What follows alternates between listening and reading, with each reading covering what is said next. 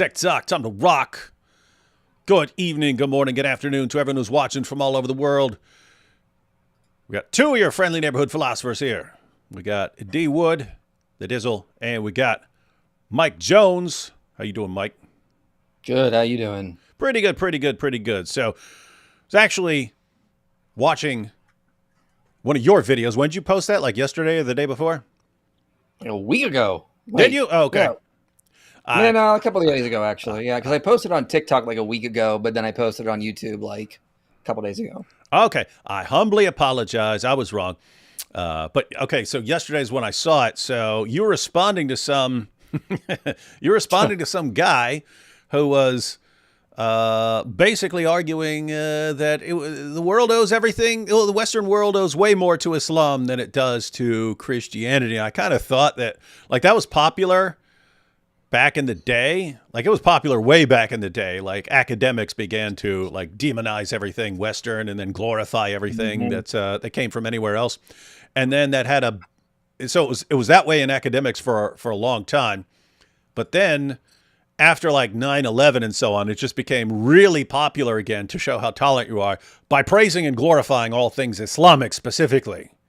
You praise and glorify all things Islamic specifically, and you degrade anything that's actually Western, and you heap insults and abuse on it. And so basically Islam was the fount of everything good, and Christianity is just gave rise to everything that's bad, and the West gave rise to everything that's bad. But I actually thought that we're moving past that at some point. And here, lo and behold, I click on your video, and there's a guy spouting the exact same nonsense dialed up to 10.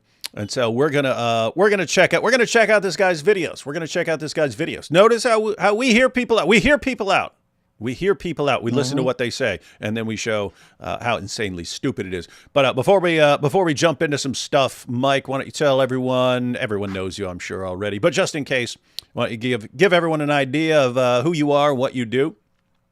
Yeah, I'm Inspiring Philosophy. I do a lot of different types of videos. I do long form content on YouTube, but I do responses on TikTok and Instagram. And so this guy I was responding to, it goes by the Geo Hooser. Yeah, he is a very small on YouTube, but he's pretty big on TikTok. He's got over 250,000 followers, I think. Oh, and he put out this video. Yeah, he's big. No, that makes sense, because I was wondering why you're responding, because I used the YouTube videos, and I was like, why is IP responding to this guy? But you're pointing out I was just saying that. Matter of fact, I was just saying that last night. I was telling people if they're not sure what direction to go on, Christians are kind of dominating things like Dawa and stuff on YouTube, but there's you and there's not enough people dealing with things on TikTok. There's you and there's a couple others that I know, but massively understaffed there. So I was telling people if they're not sure what to go into and they want to do social media stuff, that's a good route. But go ahead. But this guy's not a Muslim. He's a liberal. He does a lot of stuff on geopolitics, and I thought he was smart. So I sort of commented on his video. I'm like, there's a lot of problems, because he made a video saying that which basically gave rise to modern science, Islam or Christianity. And he said Islam, and Christianity actually held back the growth of science, which is utter nonsense. It's utter BS. It's basically a 19th century myth known as the conflict from two guys. Yeah, White and Draper. And they came up with this idea that somehow traditional Christian religiosity was holding back science at every step of the way. And it's pure fiction. And yet people still believe it to this day, even though the consensus of historians that write on the history of science just completely reject the conflict thesis. Well, the Geo Hooser decided he was going to, basically push the conflict thesis. So he said he was willing to learn in YouTube comments. And I said, great, I'll post a reply. I'll show you the problems here. And then he replied and basically just shot himself in the foot. He tried to say these historians I cited were wrong because he found a blog online from non-credible experts. He cited someone like Toby E. Huff at one point. I've read Huff's book. Huff agrees with me, yet the Geo Hooser is citing Huff as if Huff agrees with him. So he just pushed utter nonsense. I would say this disclaimer up front. Yes, Islam did contribute to the growth of science. Yes, in the Middle Ages, there were times where the Arab world was ahead of Europe by many centuries. What happened though? This is actually one of the main theses of Toby E. Huff's book, because he notes these two things. The Arabs were far ahead of us, and the Islamic worldview was giving rise to Arabic science. What happened? Because after this, we see the decline of Arabic science.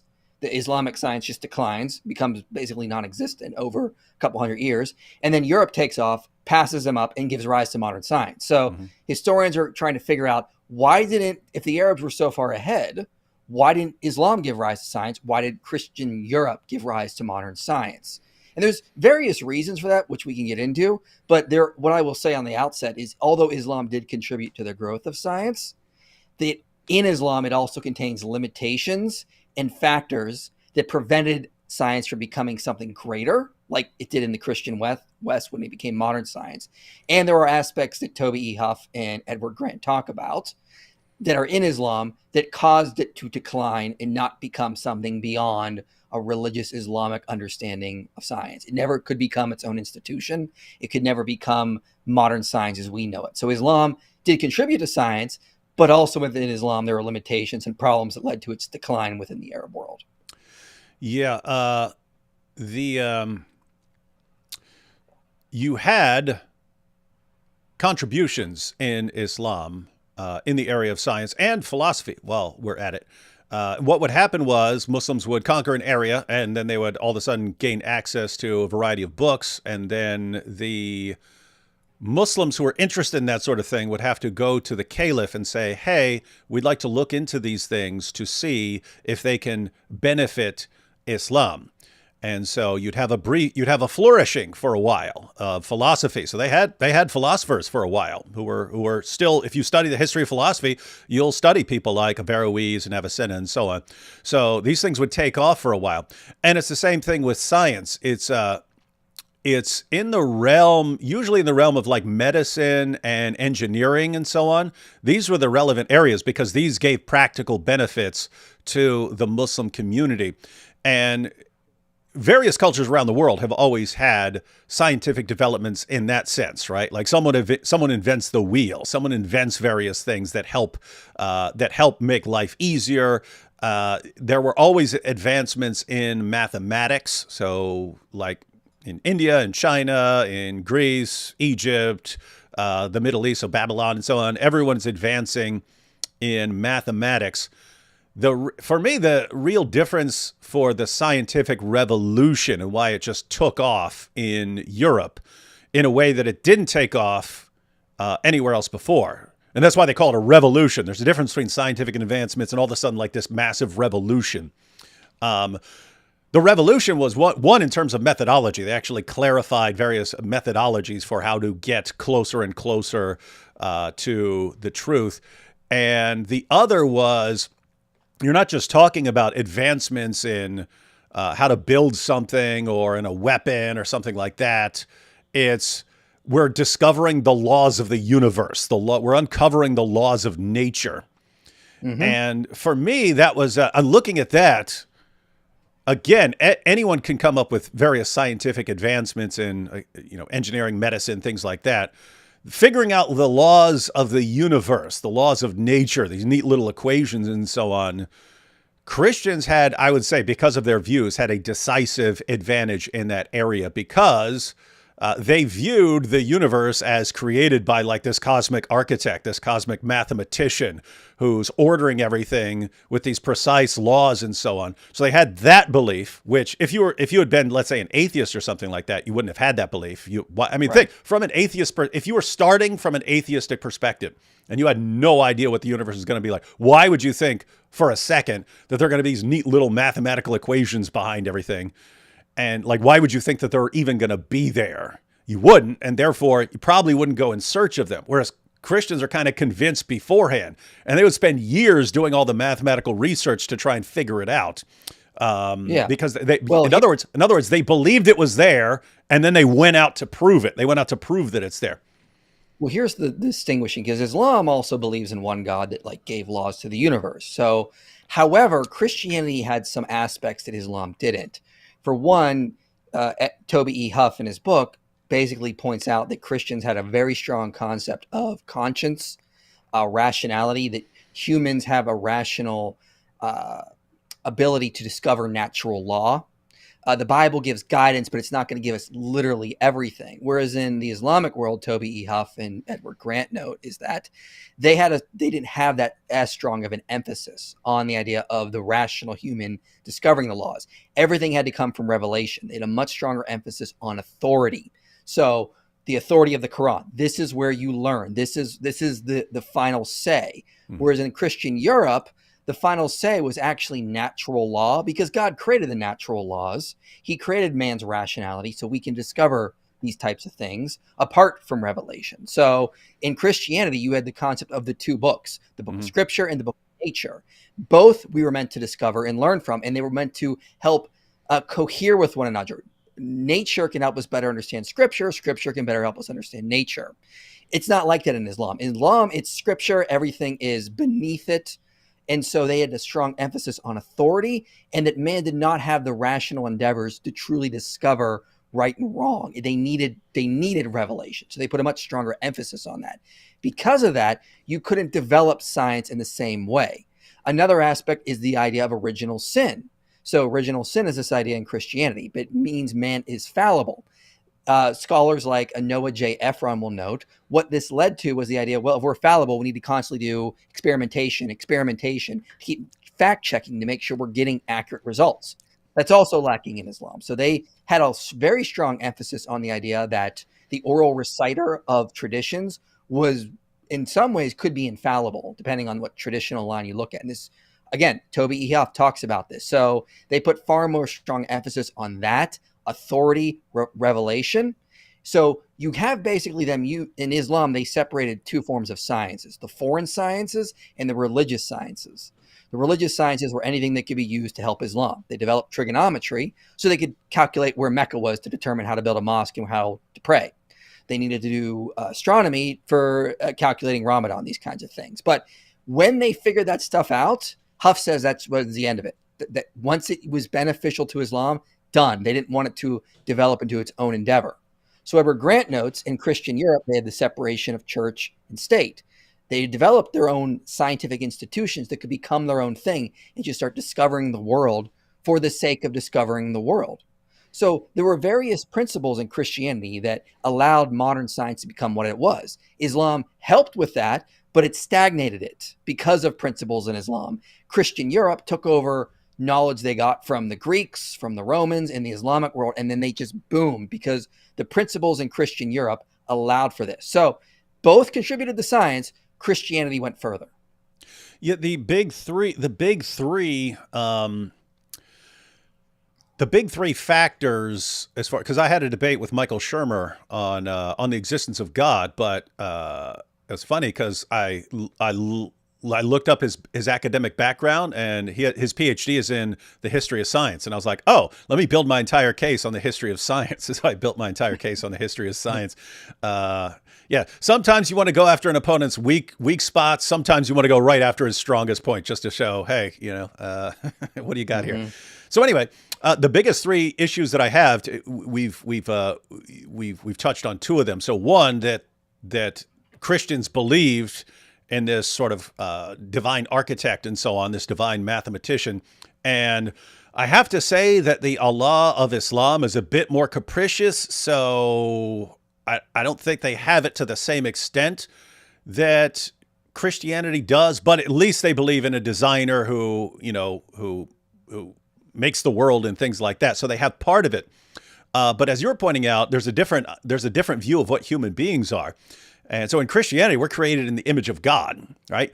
And, people, you can there are multiple interpretations of what that means, because the Bible doesn't say exactly what that means, but it has something to do with our cognitive faculties and our abilities and so on. And so by the time you get to a flourishing Christianity, by the time you get to the period where science is about to take off, they view themselves as, it's like we're created for this kind of thing. We're created to figure things out. We're created to somehow connect with God's ideas and so on.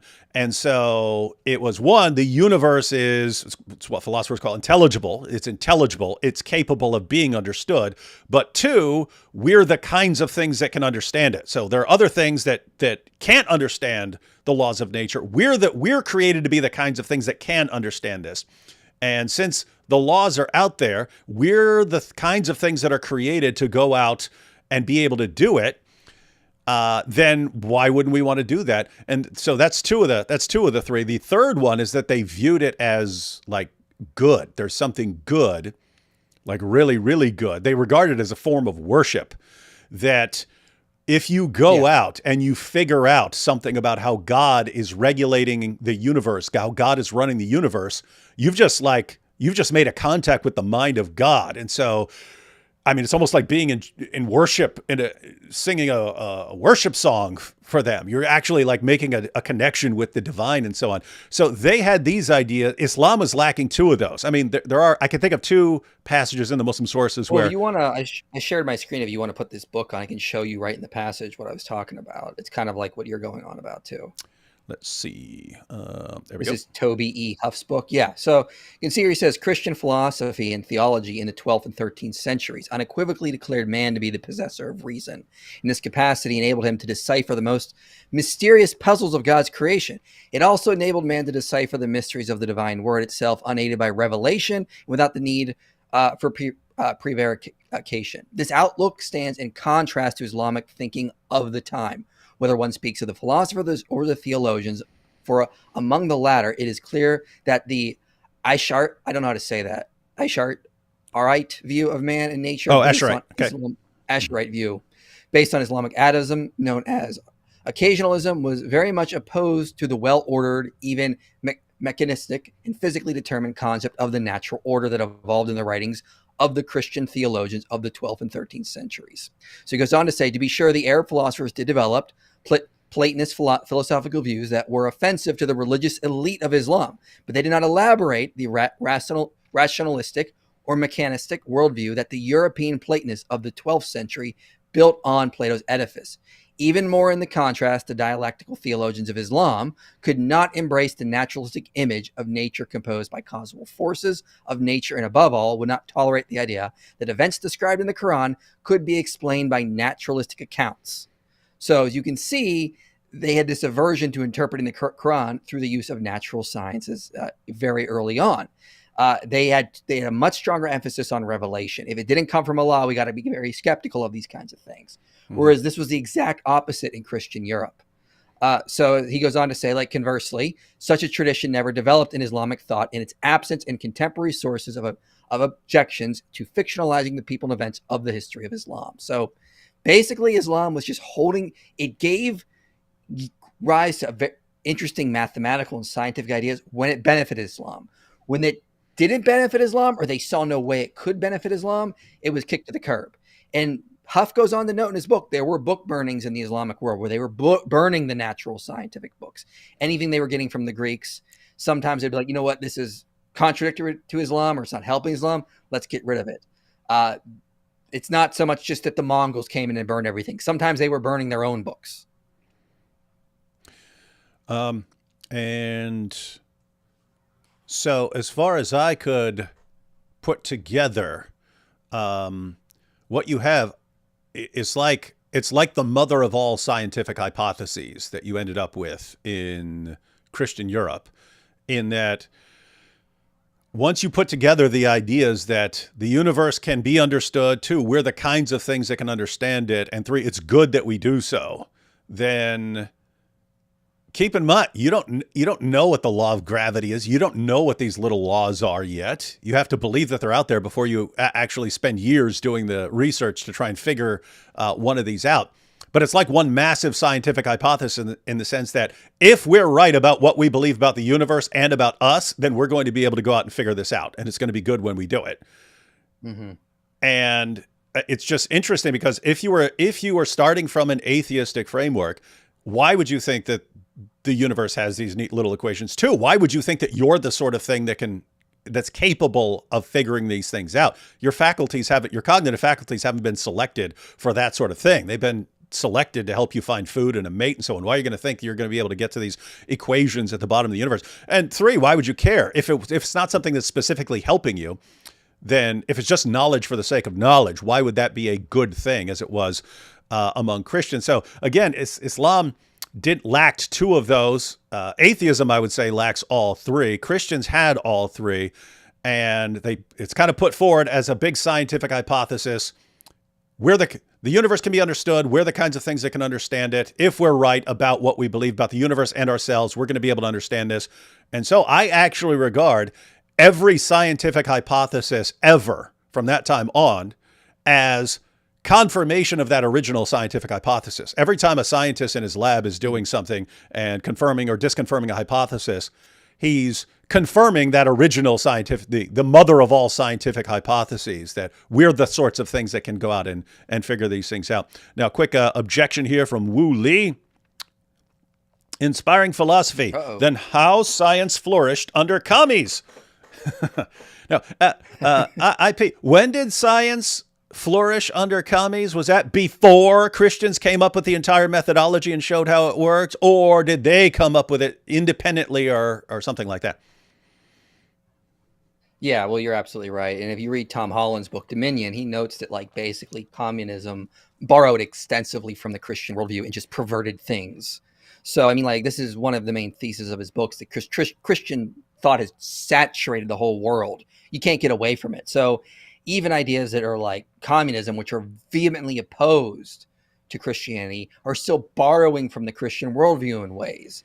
And then they try to build on it. And then, of course, these ideas collapse. I think this is the case we're going to see with current trends of secular humanism over the next 100 years. But it also happened with communism. They borrowed from Christians in a lot of ways. And Holland has a whole section in his book on this, I believe, in one of the chapters towards the end. Mm-hmm. So, yeah, Wu Li, everyone can benefit from some sort of discovery. Whatever the source, whoever invents paper, whoever invents certain things in the world, the entire world, whoever invented the wheel, guess what? All of humanity was eventually affected by that and so on. And so, yeah, you don't need to say, well, other people have science too. We know that. We've already acknowledged there were scientific developments before the scientific revolution. But as far as the methods of science and the scientific revolution, just you can't deny where that comes from. We know where that comes from. All right, let's take a couple quick super chats, and then we'll jump into the video of a super genius who's about to destroy everything we believe. It's going to be powerful. How would you guys say we should bring our scientific academia back? How do we get people to understand that God's word is truth and that science does or ought to revolve around God's word and world? Well, it depends on what you mean by the question here. Do you mean like, I mean, those are principles. We don't say that like, I don't know exactly what you mean here. Are you trying to say that like everything has to be subject to the Bible? Because the Christian Europes were, again, of the idea that there are two books, the book of Scripture and the book of nature, and both need to work and cohere together, these kinds of things. So God has sort of like written his word in nature itself, and we can discover it that way as well. So if you're asking, like, how do we get people to realize that Christianity and science are not in conflict? Study the history for sure. That's kind of what we're doing here today to talk about that. And right now there's a lot of anti-Christian bias in academia. I did a video called Are Christian Scholars Biased? And I showed basically, studies have shown there is anti-Christian bias in academia. So right now in academia, there is prejudice against being a Christian or thinking you can be a scientist and a Christian. This is what Jerry Coyne, for example, explicitly says, and he's completely ignorant on the philosophy and the history of this. But I think the best way to combat this is just by talking about the history, convincing Christians that science isn't the enemy, because they've been told all their lives it is by scientists and by, fundamentalists. So we need to combat it just wherever we see it and just start working towards the idea that Christianity is as crucial for the development of science. So if we move further away from a Christian worldview, we're not going to, I honestly think we won't see the same level of commitment to natural law, systematic ordered universe, that the world that we can discover is rational. And we see this in coming out of things like postmodernism or people with like in the woke crowd saying that 2 + 2 can equal 5, for example, or, you know, like the whole gender issue. I mean, it's clear denial of science in a lot of ways. So I'd say we need to stick to basically Christian principles all around. Okay, get rid of the Christian fundamentalism, which is also hurting science, and the extreme anti-theism, which is in woke nonsense that is also hurting science. So we need to find a good middle, and that would be, I'd say, a rational, intellectual Christian approach. Yeah, it's interesting in that, you know, after the scientific revolution, I mean, people thought of like Christianity and, you know, and science as really good buddies until White and Draper came along. They we need to do shows specifically on them and how they just like massacred the history of science. But they're writing to people who hadn't read these sources and so on. They're like just I mean, horrible, like the worst of the worst quote mining, to where you'll quote someone and make it say the exact opposite of what the person was actually saying. But the people your audience, they're not familiar with what Augustine said over here, so they rolled with that. But it actually became so influential that Christians bought into it. Like, oh, we do have this great conflict. Yeah, so guys, I'd say maybe get back to the ideas that gave rise to the scientific revolution, that, hey, this universe was made by God. And two, we are created in the image of God. We are the kinds of things that are made for this sort of thing. And it's good that we understand it. You're learning about how God runs the universe, and that's cool to do. So yeah, I would say get back to that mindset. It's cooler. There's a recent book came out a few years ago called Of Popes and Unicorns by David Ungariano and David Hutchins. And it's basically just showing how Draper and White were really wrong. And it's written for like a layman audience. So recommend that book. Yeah. Any of you know how I can evangelize when I deal with social anxiety? I stutter often in confrontations and debates, and my mind struggles to keep up. Yeah, just focus on, you can actually like try to deal with that, or you can work around that, do social media. Make videos, things like that. Then you don't have the anxiety of being in that situation. Practice makes perfect. Start by talking with people online. When you're behind a screen, it will help you to think of things to say. Then you can maybe go into like a TikTok live, Instagram live, talk to people there. And that's another way. So just start working your way towards it. Practice makes perfect. Matt Silva says, hello, guys. I got a question to D. Wood, the great Islamophobe. D. Wood, where's Gay P? Police be upon him. He's probably twirling that red boa he has. IP, you rebut many good question here. IP, you rebut many TikTokers. Why not Mike Winger? Ooh, hypocrite. Because he's not worth my time. There we go. I got more important things to do. There we go. Not even worth the time. Not even worth the time. Thank you for inspiring me to refute Islam on TikTok. Shameless plug. Hey, there you have it, ladies and gentlemen. Nice. At Worthy is the Lamb 777. You saw it here, folks. Jot that down. At Worthy is the Lamb 777. I hope you're posting good stuff and that I didn't just embarrass myself by sharing that channel. But everyone go check that out. And yeah, if you go check it out, let me know in the comments what you think later on. Because I was just saying we need more people on TikTok, so that is absolutely true. All right, we got some more Super Chats, but I want to jump into this video. Right before we get started, I did want to where did I put those? Oh, here we go. I wanted to, along the lines of what you were saying, I wanted to give the Islamic attitude towards science. This one comes from one of Muhammad's companions. See this? This is in Sahih al-Bukhari. It's one of the chapter headings. So notice the chapter heading about the stars. This is Muhammad's companion, Abu Qatada. Abu Qatada mentioning Allah's statement, and indeed we have adorned the nearest heaven with lamps. Surah 67:5. So according to the Quran, stars, those are the lamps there. Stars are missiles that Allah uses to shoot demons, when they try to sneak into paradise, right? And there are other uses, according to Islam. There are to guide travelers and just for beauty. And that's, that's okay. But check out what Abu Qatada says. So he mentions, and indeed we have adorned the nearest heaven with lamps, 67:5. And he said, the creation of these stars is for three purposes. And they are, 1, as decoration of the nearest heaven. 2, as missiles to hit the devils. And 3, as signs to guide travelers. So, and here you go. Here's the attitude towards science. So, if anybody tries to find a different interpretation, he is mistaken and just wastes his efforts and troubles himself with what is beyond his limited knowledge. So this is exactly what we were saying. This is exactly what IP was saying. Allah has told you why he made stars. That's in the Quran. If you try to figure out some other explanation for what stars are, if you try to figure out anything else about stars, you're wasting your time. It's a waste of time. You can't do it. Why? You're not the sort of thing that's going to be able to figure this out. You only know anything because Allah is revealing it to you through his books. That's the only way you're ever going to know anything. So give it up. Don't even go out and try. And so that's early on. That's one of Muhammad's companions. Just quote one more to give you an example from later Islamic scholars. So this is Tafsir Jalalain, so one of the most popular commentaries of all time. These are the two Jalals. This is the commentary on 8820, where Allah spreads out the earth flat. And so the commentary on 8820. And the earth, how it was laid out flat, that's the Quran quotation. Have you not considered and the earth, how it was laid out flat? And thus infer from this the power of God, exalted be he, and his oneness, the commencing with blah, blah, blah. There's a part about camels, blah, blah, blah, blah, blah. And here we go in the middle.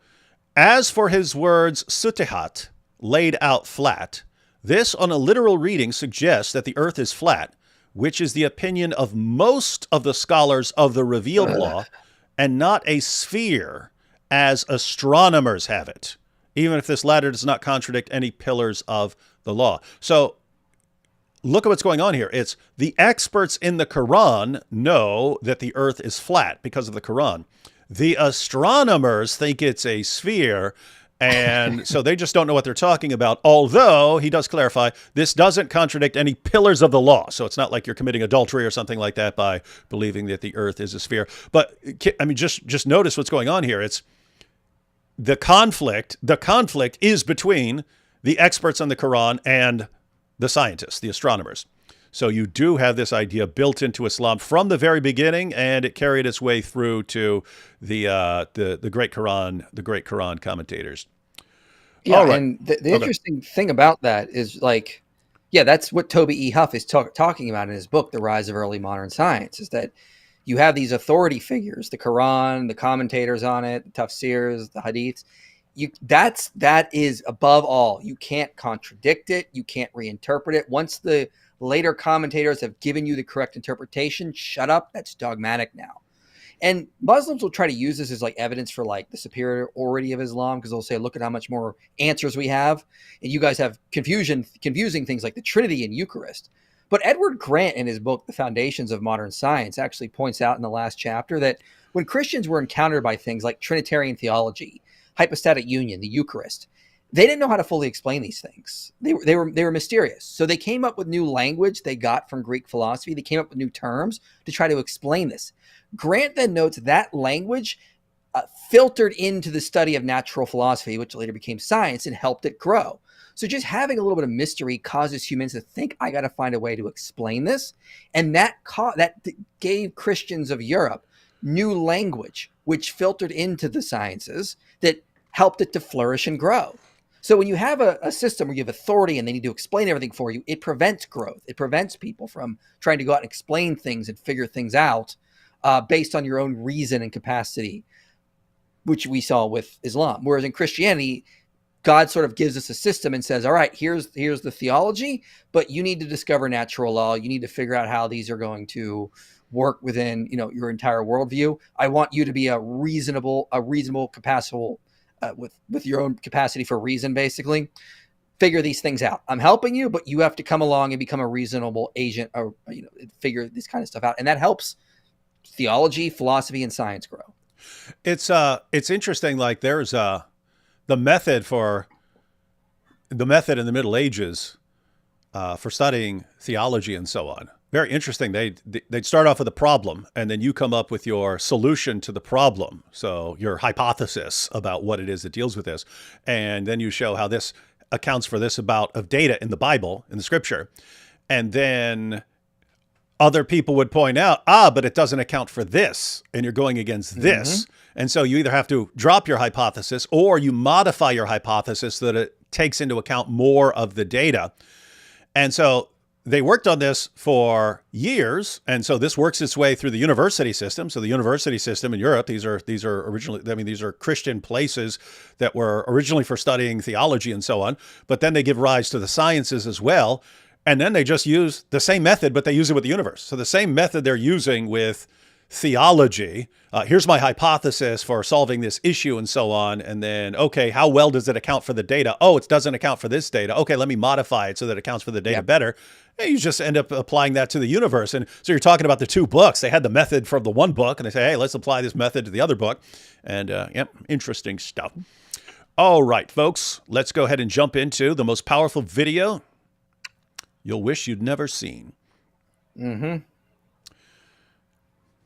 Which religion advanced Western civilization more, Christianity or Islam? The answer is Islam, and it's not even a question. You might be thinking that Europe made all of these advancements and they were Christian nations. And it's true, Europe was Christian and they made all of these scientific advancements, but they did that in spite of the church. Galileo, Dante, Marco Polo, Giordano Bruno were all great thinkers, scientists, and mathematicians who were imprisoned or executed by the church because their teachings went against dogma. So you can pause it there. That was so massively misleading. I was thinking about the Bruno example, but that was so massively deceptive. I would not. So we're under 30 seconds into this video. I would already not trust this guy at all, just based on what he did there. Yeah. Go ahead. This is total nonsense. For one, Marco Polo and Dante were not really considered natural philosophers. I don't know where he's getting this. And they weren't in prison for having things that went against the church. Dante was like praised for his like Divine Comedy and whatnot. He was not someone who the church hated. Like, I don't know what he's talking about, where he's getting his information. He'll bring up Bruno. Okay, first of all, the Christians, the church never persecuted anyone for doing science. That is a myth. That never happened. Bruno was executed for theological views. He joined a specific Catholic order, which said you have to believe X, Y, and Z. He didn't believe X, Y, and Z, so they executed him. Now, I don't agree he should have been executed. That was wrong. Could have been excommunicated, kicked out. So they went too far there, obviously. But he wasn't persecuted for practicing science. He wasn't really even a scientist. Some historians basically describe him as like a mystic. He was kind of like the Deepak Chopra of his day in many ways. He scolded Copernicus for relying too much on measurement and not on intuition. So this was not like some great scientist discovering things. He was having his own metaphysical ideas. He brought up Galileo. One second. I just wanted to comment on Bruno, because this is what I'm just saying is massively deceptive.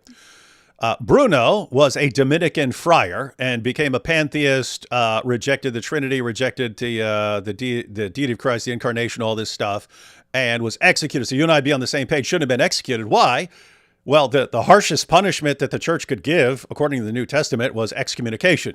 Okay, if you don't want to follow this, the door is over there. So that's what should have been done. So we can say, hey, they shouldn't have executed this guy. But it's important to understand why he was executed. He was executed for being a heretic, not for science. This guy just made it sound like he was punished for science. But just keep in mind, since this guy's praising Islam, saying Islam doesn't have these issues, if you're talking about people being executed for heresy, dude, I'll ask you now in advance before we even go into Geo Husar. Do you want to go down that road? So if I pulled up examples of people being executed under Islam for heresy, not for science, for heresy, for heretical views, then you'd say Islam got the same problem, right? Because you just made it sound like these guys were punished for science, and that Islam's not punishing people for science, when actually this guy's executed for heresy. And I can give you endless examples of that happening in Islam. So what's going on here? I'd be interested in finding out. All right, back to Galileo. You were about to go into Galileo. Yeah, there's a lot of misconceptions about him. He wasn't persecuted for doing science. He published a book where he basically taught his Copernican model as basically a fact. In the day, it would be called a theory. They defined theory a little differently than we did. And that was a problem because people don't realize that at the time, the science was on the church's side. Copernicus said the planets went around the sun in perfect circles. There's no physics today that could describe how that is possible.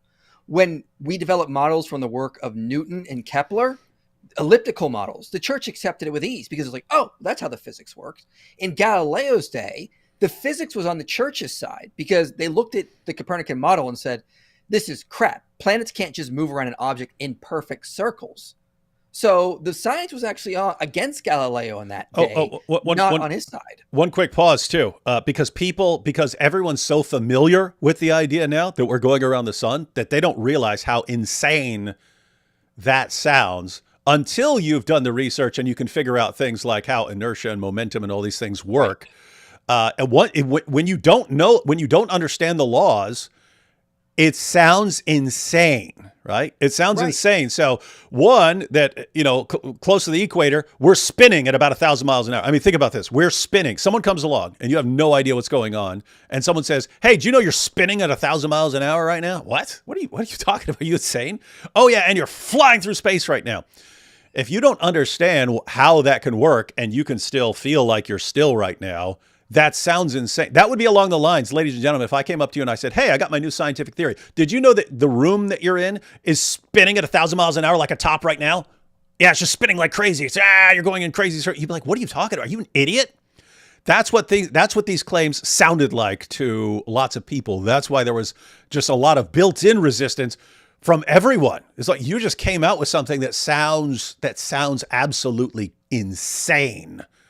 We're spinning. We're moving at 1,000 miles an hour right now. I don't feel myself moving. What in the name of common sense are you talking about? What that means is you have to come up with an explanation for how this is going on. And that's what happened during the scientific revolution. They figured it out. They figured out how to explain it. Took some time, though. The only thing Copernicus got right was that the sun is the center of the solar system. His physics and how he described how the Earth and the planets would move around the sun was absolute crap. So the scientists or the natural philosophers of the day looked at this and went, no, this isn't going to work. You got to actually fix your physics here. And then again, as soon as Kepler and Newton came up with elliptical models, the church was like, all right, yeah, that works. That fits the astronomy. It fits the math. We're in. And people don't understand kind of the behind the scenes drama with Galileo. Galileo had the backing of the Jesuits. He had an entire order that had his back. Yeah. These guys are in conflict with the Dominicans at the time. And you have these guys sort of vying for authority and so on. And at the same time, the Catholic Church is dealing with the Protestant Reformation in other places and what's going on. And all of a sudden you got Galileo saying, hey, you Bible guys, don't be coming in here and trying to straighten me out. And so he's sounding a bit like a Protestant, even though he's a Catholic. He's sounding a little bit like, hey, I don't need you guys to be telling me what to think about Scripture. I don't need you priests telling me what to think about Scripture if it's something I can go out and study for myself. So you have that in the sense that his enemies, again, he has his buddies, but his enemies are going around saying, look what this guy's doing, man. Look what this guy's doing. So anyway, he earlier in his career, he signs a document saying, okay, I won't teach this stuff as fact and so on. He eventually goes to the Pope when one of his buddies, one of his longtime supporters becomes Pope. He goes in there, fails to mention that he had signed a document saying he wouldn't teach his stuff. Says, hey, do you mind if I put out my book on this? The Pope says, yeah, go for it. The Pope says, just include this one little idea here that you could be wrong about this. There could be an even better hypothesis that we haven't considered yet that could account for these things. Just include that there, that God might always have some explanation that we haven't even thought of. Include that, which Galileo did, but it's a dialogue. He puts it in the mouth of Simplicio, who's the idiot in the dialogue. So he puts the Pope, who supported him, he put his idea that he requested, hey, you want to put this, just put it out there that we may not have the full. By the way, the Pope was right. The Pope is right. There was more to the picture. There was more to the hypothesis that Galileo wasn't aware of. But the Pope says, hey, just put this little thing in there saying, hey, there may be more to the explanation than we're aware of, which he was right about. But he puts it in the mouth of the idiot. This gets back to the Pope. And then it comes out that he had signed a document saying he wouldn't teach this stuff as fact. And then the Pope said, I've been deceived. The Inquisition was all they were going to require after the investigation, they were going to require Galileo to say, I inadvertently forgot that I'd agreed not to do this. And so, oopsie, and that would have been it. That was the punishment. By this time, the Pope was really ticked off. And he's like, whoa, this guy just duped me to my face and called me an idiot. Yeah. And so, all right, no more Mr. Nice Guy. And they sentenced him to house arrest at his beautiful, beautiful house. So that was... And yeah. It was a political. It was political. That's what Galileo was cocky. He made political attacks against the Pope. And then they responded by basically having him recant, saying, hey, this Copernican model, which goes against everything we know about physics, is just an hypothesis. It's not a theory yet, aka fact. And then when he did, he still talked about it after this when he was under house arrest. He didn't just abandon it. He just didn't ever go around with the cocky attitude saying it's a fact. Galileo was not perfect. He contributed greatly to the development of science, but there's a lot more complexity going on in the Galileo affair people just don't know about. Yeah, and it's just amazing that the champions of reason, they distill everything down to, Galileo, he tried to do science and the church just crushed him. And that is the standard. That is the only relationship between Christianity and science. It's right there. You saw it. That one incident, that's the entire thing. So endless conflict and hostility. And it's just amazing that the people who use that theory consider themselves champions of reason when you're I don't know, you're a clueless idiot if that's what you think, if you don't realize what's actually going on. I mean, just imagine a Christian gets fired from some university or something like this, and there are a bunch of reasons. He's cheating on his research, and he's plagiarizing sources. There's all these things behind the scenes. He tells off the president of the university, spreads lies about him and stuff. He eventually gets fired, and they say, "Oh, you see, this is what academia does to Christians. I'm being persecuted."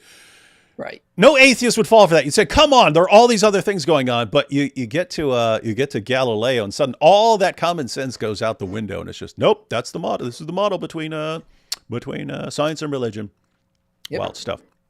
And so, but to their credit, the new atheists do think that this is like religion in general, and science, versus science. But this guy's like, nope, that's just Christianity. It's Islam is great. So let's get back to this. Walking clown emoji. Nicholas Copernicus did not allow his work to be published until after he passed away, which means that the evolution of science, mathematics, and just human thought evolved despite the church. Okay, not because of it. Okay. What, did you just hear what he said? He said Copernicus had his work published after his death. This proves that all scientific advancement happened in spite. That's a pretty big jump from one little piece of something got published posthumously. Yeah. And so the funny thing is this guy replied to me because I and I'm going to post another response to him tomorrow on TikTok and Instagram and Twitter. Yeah. It's crap. So, but he brought up a quote from Copernicus claiming that he thought he was going to die like the Pythagoreans did. I tried to find that quote. Utter nonsense. Copernicus never said that. Copernicus didn't publish his stuff on his deathbed, not because he was scared of the church. He was scared other scientists of the day were going to make fun of him. He thought he thought everyone was going to call him an idiot, which is exactly what would have happened. Here's a quote from Owen Gingrich, who's a professor emeritus of astronomy at Harvard University. He says if he was alive during the days of Copernicus, here's what he would have said. You would no doubt have told him to get lost and to take all that nonsense with him. Think how much harder it would have been to walk west than walk east. Totally ridiculous. He's talking about Copernicus's ideas in his day. It would have been totally ridiculous to the scientists of the day. That's why when Copernicus published it, he published it as a mathematical hypothesis, not as a way the universe actually works, because he realized the problems with everything that was going on with physics in his own work.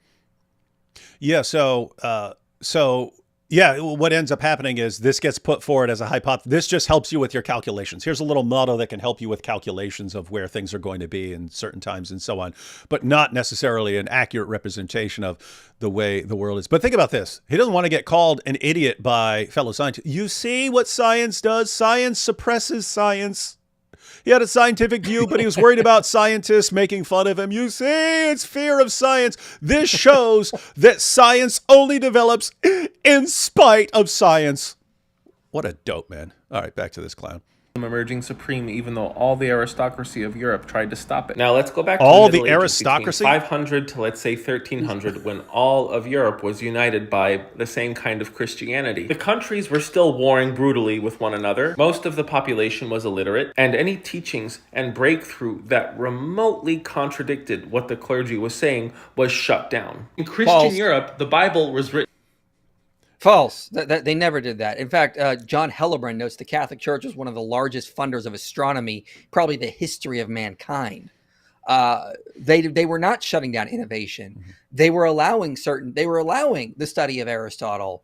Like at one point, like the Paris in like 1277 outlawed Aristotle, which didn't actually work. People still studied Aristotle, but not because they were worried like Aristotle went against dogma. They were worried it limited what people could say was possible. They were worried about limitations Aristotle put on natural philosophy, aka scientific research.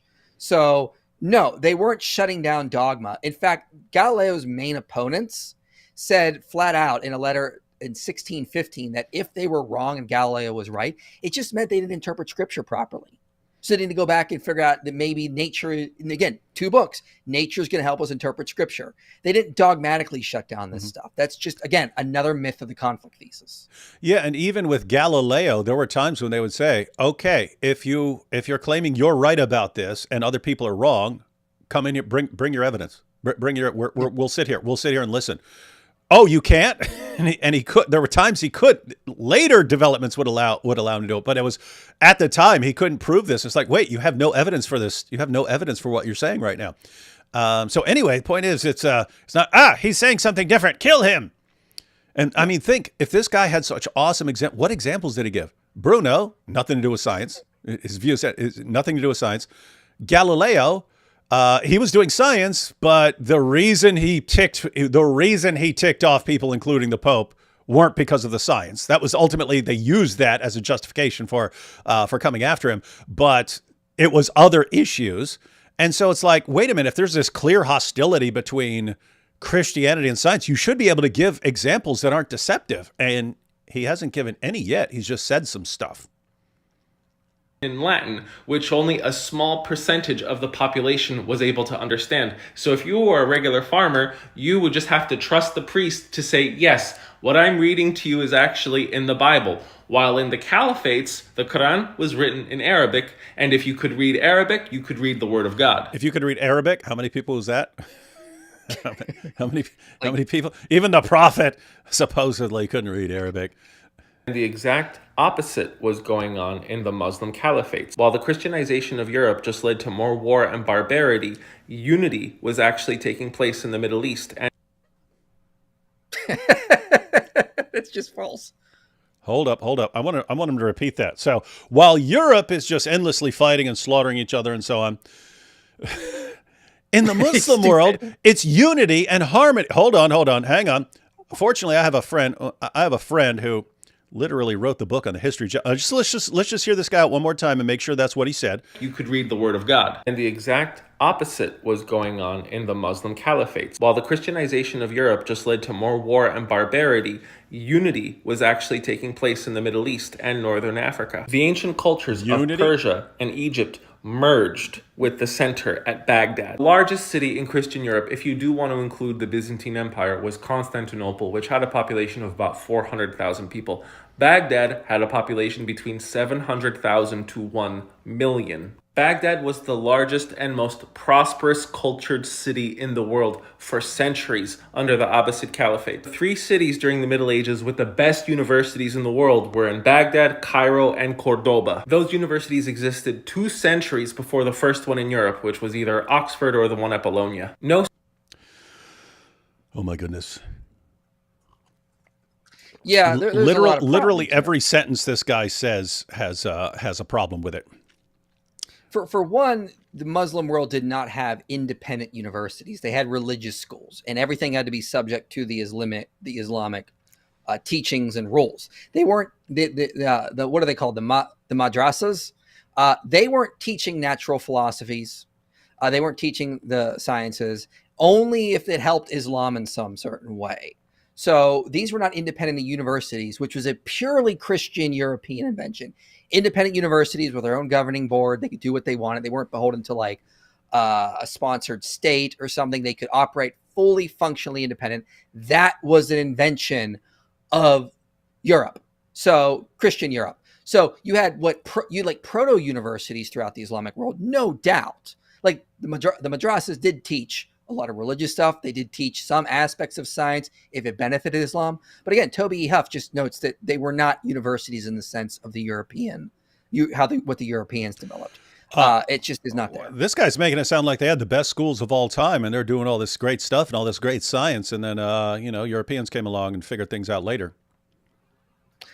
Yeah, I mean, they did. I mean, I'm not going to deny the Arabs did not figure. The Islamic world did figure out a lot of things, and then the Europeans took it and built on that. But Islam, it all had to be subject to the authority of Islam. They couldn't allow science to develop into its own institution apart from Islam. And when they tried that, the people that did that were, basically persecuted as heretics. There were book burnings that Toby E. Huff documents in his book, The Rise of Early Modern Science. So they didn't let it ever become its own thing. So they made advances, and then Islam, when they figured out the authorities, they figured out the decisions on everything, the legal precedents, there was no more room for growth. So this is why we see a decline of science in the Arab world, starting like the 1300s, 1400s, 1500s, and Europe just shoots up because Christianity did not have those limitations on science. I just messaged Robert Spencer to see if he's would like to comment on the unity. This is so weird. It's like I mentioned that this was like I thought this was dying out. I thought hang on, here we go.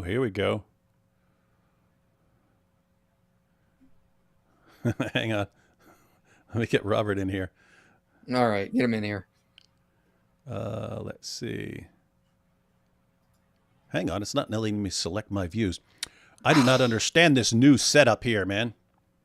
Amateur hour. Every time I'm streaming with David Wood, hang on. Let me go back to okay. I can do it over here. I can't do it while. Okay. Hey, Robert. Hey, gentlemen. Good evening. Hey, how you doing? Never better. But I tell you, I've been watching all this time, and this guy's driving me crazy. Is he? Yeah. Can I give you a few little bits of information? Not only, David, did I write The History of Jihad, which I happen to have right here. There it is. The History of Jihad from Muhammad to ISIS. But 17 years ago, when you guys were in third grade, I wrote Religion of Peace, Why Christianity Is and Islam Isn't, which is a book you can still find out there. And I wanted to quote from Maimonides, the great 12th century Jewish philosopher who had quite a lot to do with the Islamic scientists of his day. And you were talking about this, that the Muslim scientists did not have an idea that was cognate to the Christian idea that the universe was created according to consistent and observable laws. And this is the basis of all science. Without it, you can't do anything. And so Maimonides says this is what the Islamic philosophers thought. And I quote, "Human intellect does not perceive any reason why a body should be in a certain place instead of being in another. In the same manner, they say that reason admits the possibility that an existing being should be larger or smaller than it really is, or that it should be different in form and position from what it really is. That is, a man might have the height of a mountain, might have several heads, and fly in the air, or an elephant might be as small as an insect, or an insect as huge as an elephant. And this method of admitting possibilities is applied to the whole universe, because they're bound to do that because they understand Allah as absolute will. It's very simple that, in the Quran, chapter 91, verses 7 and 8, Allah says that he put into the soul both good and evil. Whereas in Christianity, we understand that God is good and created the world good, and evil is an absence or rejection of God. It's not something God put within us. And so this is a very crucial distinction, because if you understand that that God is good and created the universe, then the universe is also good, and you can understand or expect, as David was explaining earlier, expect consistency. when you observe it.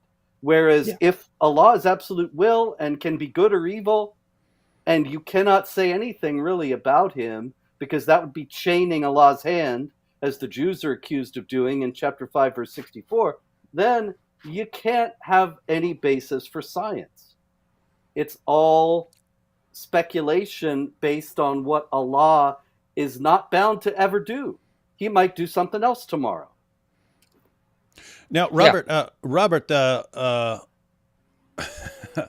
we just heard from a good friend who was talking about, hey, while Europeans were busy fighting each other, there was unity. There was unity in the Muslim world. Christians were fighting, Muslims had unity and peace. And this is why science really, really took off. And for the life of me, I can't think of which time period he's thinking of that's relevant to science, because they were fighting from the very beginning, weren't they? Yes. And he told us, didn't he, which time period he was talking about? He was talking about up through the 13th century. So I believe he said from the 5th to the 13th. So that only applies to from the 7th to the 13th when you're talking about Islam. But first you've got the rightly guided caliphates, the Khalifa Rashidun, and 3 of the 4 were murdered. 3 of the 4 original were murdered. 3 of the 4 original rightly guided caliphs. So all of them companions of Muhammad, and they're all murdered. Yeah, and not only was Ali murdered, the last one, but Aisha, Muhammad's famous child bride, led a civil war against him and got Muawiyah ultimately to supplant him as caliph. Hold on. Massive civil war. Yes. Wait. So you're telling us here, this guy's talking about what great unity there was. You're talking about the first generation of Muslims. And you said Aisha and Ali. So you're saying Aisha, whose title in Islam is the mother of the faithful, marched an army out against Ali, whose title in Islam is the commander of the faithful. So you're saying the mother of the faithful waged war against the commander of the faithful? And I'm guessing that thousands of Muslims, some of whom had on each side of this war had fought alongside Muhammad at the battles of Badr and Uhud and so on, and they're slaughtering each other over a disagreement? You are correct, sir. And it didn't end there, of course, because then after you have Muawiyah defeat Ali, then you've got Hussein, that is in the lineage of Ali, being defeated by what was the guy's name? What was his Muawiyah's son? I'm blanking on it. Uzayd. Anyway, he kills him at Karbala in 680, and that's the beginning of the Sunni Shiite split. Then you've got the Umayyad Caliphate, which kills all the Shiite leaders, all the Shiite imams, one after the other. And the Umayyad Caliphate is the lineage of Muawiyah that becomes a hereditary monarchy in Islam until it is violently overthrown in 750 by the Abbasids. And then you've got dissident Umayyads forming the Caliphate of Cordoba in Spain in the 10th century. You've got them being supplanted by the Almohads in the 11th century. You've got the Shiite Fatimid Caliphate around the same time in Egypt. You've got the Mughals in India, who never accepted any of the caliphates, and they're all fighting each other. So I don't know at what point he can't even identify at any point in his 600 or 700 year period that there was actually peace and unity in the Islamic world, if he really knew anything about it. Yeah, and this is it really seems like these people who absorb some idea from some college professor 20 some years ago, and it just kind of gives them a feeling of, this is what I feel must have been the case back then. Christians over here slaughtering each other, and Muslims over there living in peace and harmony until Christians taught them that they need to fight and stuff. And then it's just all fantasy. It's not based upon any study, any research, any facts at all. But as long as it makes you feel like you're the good one in the discussion, hey, I'm the good tolerant one, not like all these other bigots and so on. You can't pry these people's views out of them, no matter how insane they are. That's always it. Robert, there's actually a study that was done called The Influence of Religion on Interstate Armed Conflict, Government, Religious Preference, and First Use of Force by Davis Brown. He looked at 3 religions, Christianity, Islam, and Buddhism. Buddhism was non-significant. It didn't correlate with more war and conflict or less. Christianity was negatively. So if you're a Christian state, you're far more likely to engage in war. It's negatively correlated with war. Islam, to your surprise, in the study was positively associated with more war and conflict. So one was positively, that's Islam. Buddhism, non-significant. Christianity, negatively associated with war. What a surprise. But don't tell him that, because this guy has never heard of any of that. All right, let's get back to this video, because I think he's going to talk about Islam in Spain, I think. Let's see. Yeah. City on earth today could compare to what Baghdad was. It would have been a combination of New York, Tokyo, and the Vatican. Another huge similarity between... And both you guys know, anytime you want to respond to something stupid this guy's saying, just tell me stop, just yell stop or something. New York City and Baghdad was that they had a large Jewish population that actually lived in safety. While Christian Europe was massacring or force converting Jewish populations left and right, and the Byzantine Empire was doing it on a slightly less horrifying level, the Jewish population got to coexist with Christians, Muslims, and anyone of any other faith as long as they paid what? The jizya, the tax? The caliphates. I remember hearing... Okay, hold on. Robert, I remember hearing that specifically over and over again in like 2002. So in various, college and online and so on. So how can anyone argue with that? Well, in the first place, the idea that it was just the tax ignores the rest of the verse. The jizya is mentioned in chapter 9, verse 29, and it goes on to say that they not only pay the jizya, they pay it with willing submission and feel themselves subdued. You might miss the significance of that unless you look into the Hadith and the Tafsir, and then you see that the standard understanding is that the dhimmis have to be humiliated when they pay the jizya. They have to be shown that they are in a subservient position and that the Muslims have hegemony. They are to be, there's some regulations say, some legal scholars say, strike them on the back of the neck when they pay the tax. Zamakshari in the 13th century actually said, spit in their mouths as they pay the tax. The whole idea is to show how degraded they are, that these are not people on your level who can just go about their business and everything's great, except that they just have to pay this little tax like everybody else. It's completely fictional. The Jews in the Islamic world were subject to, and the Christians as well, a superstructure of oppression, humiliation, and degradation. And the best indication of how that compares to the Christian world is the beginning of the 20th century. The beginning of the 20th century, before all the bloodshed and everything else we can argue about that. But in 1900, there were 18 million Jews in the world, 17 million were in Europe, and 1 million were in the Islamic world. There's a reason for that. They were voting with their feet. Indeed. But I want to verify what Robert is saying. So this guy says, hey, Christians and Jews lived fine. Right, someone's microphone is rubbing up against something because I can hear it scratching. That would be Robert's. Yeah, I muted myself. It's not me. Oh, I'm sorry. I got this cast, and I hit it against the desk. Okay. No, it sounds like your mic is rubbing up against something. It's like a It's like a rubbing. I'm not used to carrying around this parking meter all the time. It's no. I'm saying like even right now, it sounds like your mic is rubbing up against something. Now it's not moving, so I don't understand. It's just right here, stationary.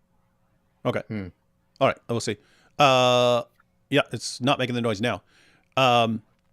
Let's just check on, because this guy says, hey, Christians and Jews are fine as long as they pay the jizya, and he just passes by that like that's nothing terribly significant. So here's 929. So it's a command to fight those who believe not in God nor the last day, nor hold that forbidden which hath been forbidden by God and his apostle, nor acknowledge the religion of truth, even if they are of the people of the book, so that's Jews and Christians, until they pay the jizya with willing submission and feel themselves subdued.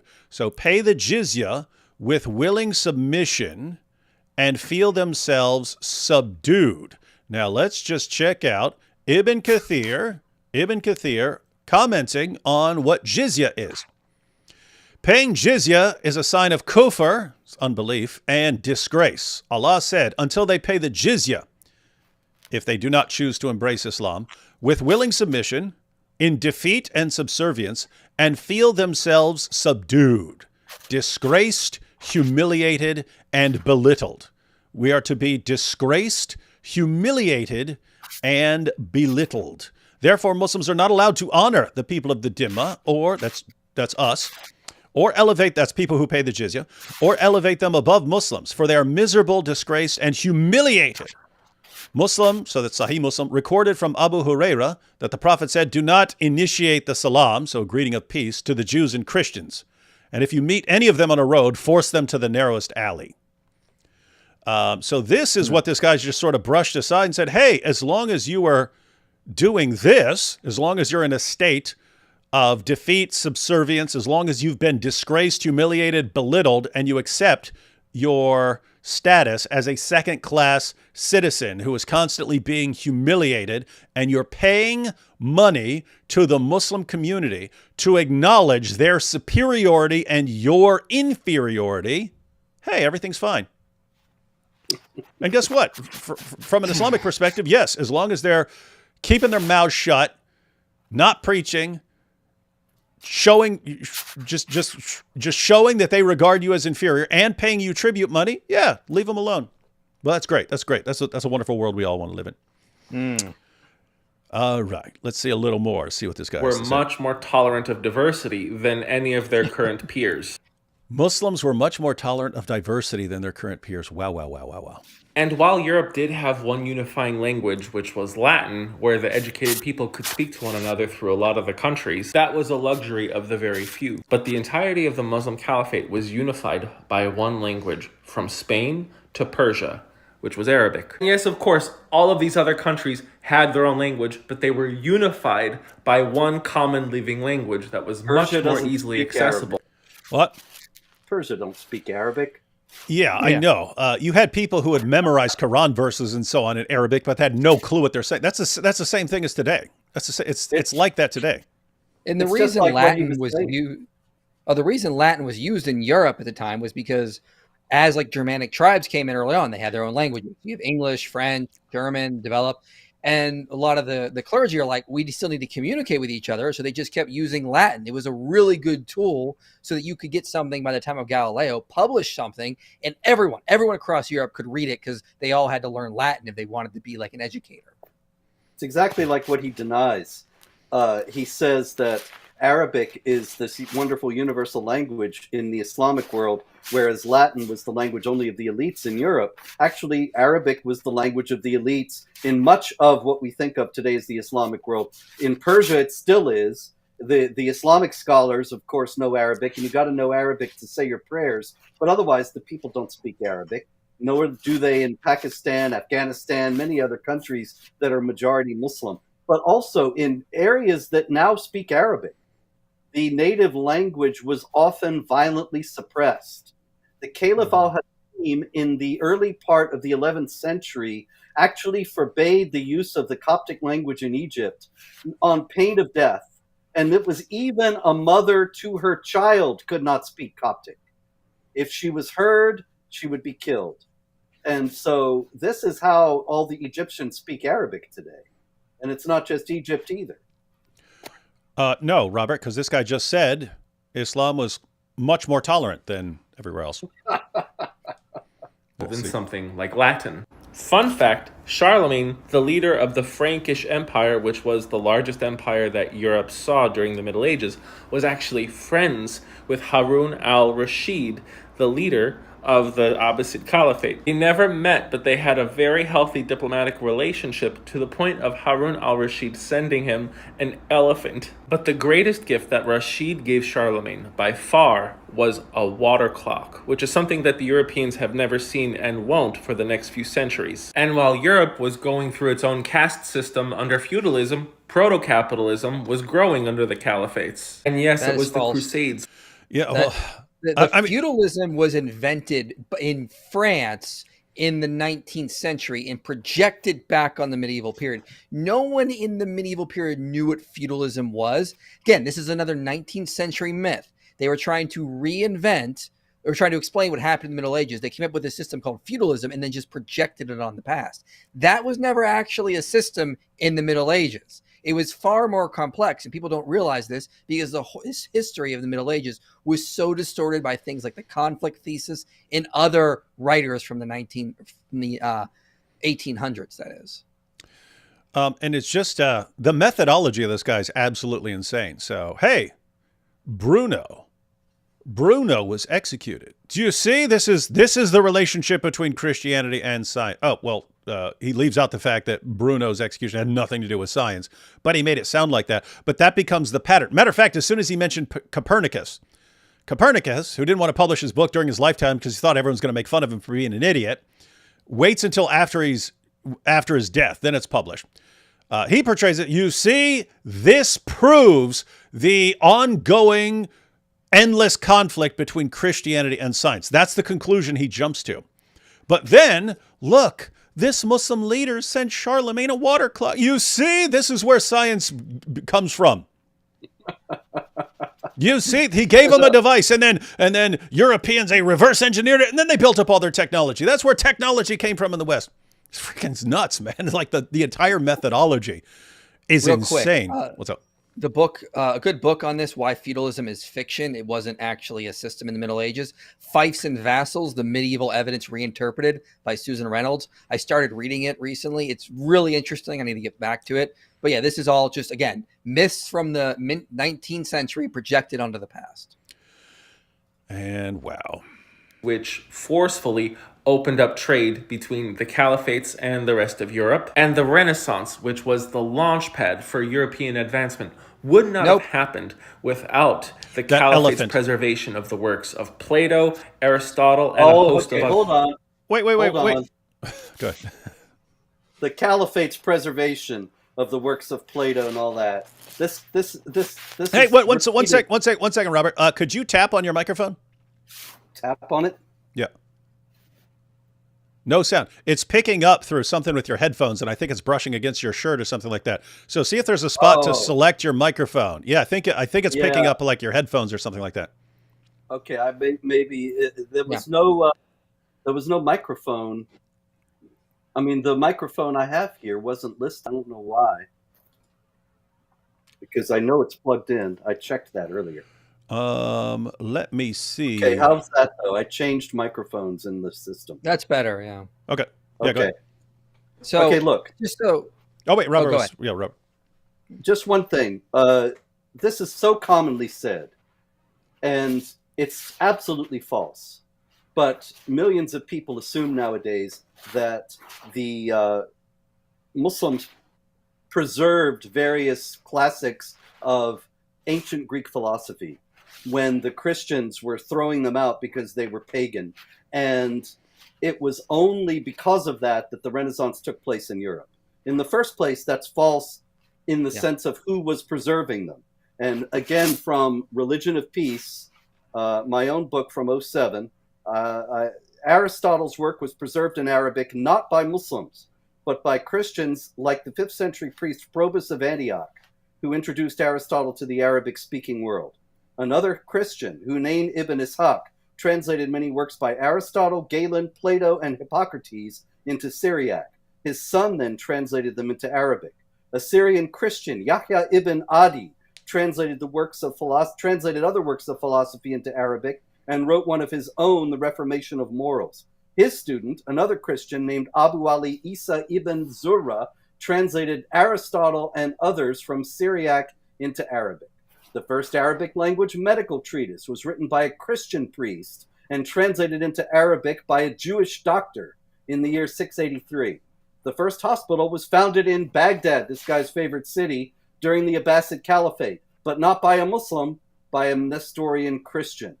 And so on and on and on. Not only that, but he speaks a little bit later about the fall of Constantinople and all the scholars going from Constantinople into Europe.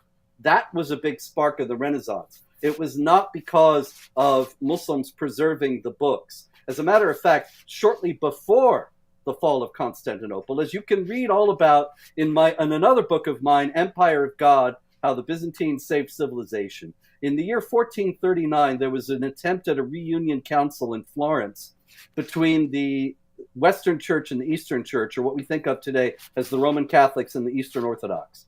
And the Patriarch of Constantinople and the Emperor of the Romans, or the Byzantine Emperor as he's known today, came to Florence to talk to the Pope and the Western Church leaders about reunion. And the Patriarch, I believe it was the Emperor, had a friend, Gemistos Platon, who was a Platonic philosopher, a Neoplatonist of the 15th century. And he was a great scholar of Plato and Aristotle. And he said, come along to Florence with us, it'll be great.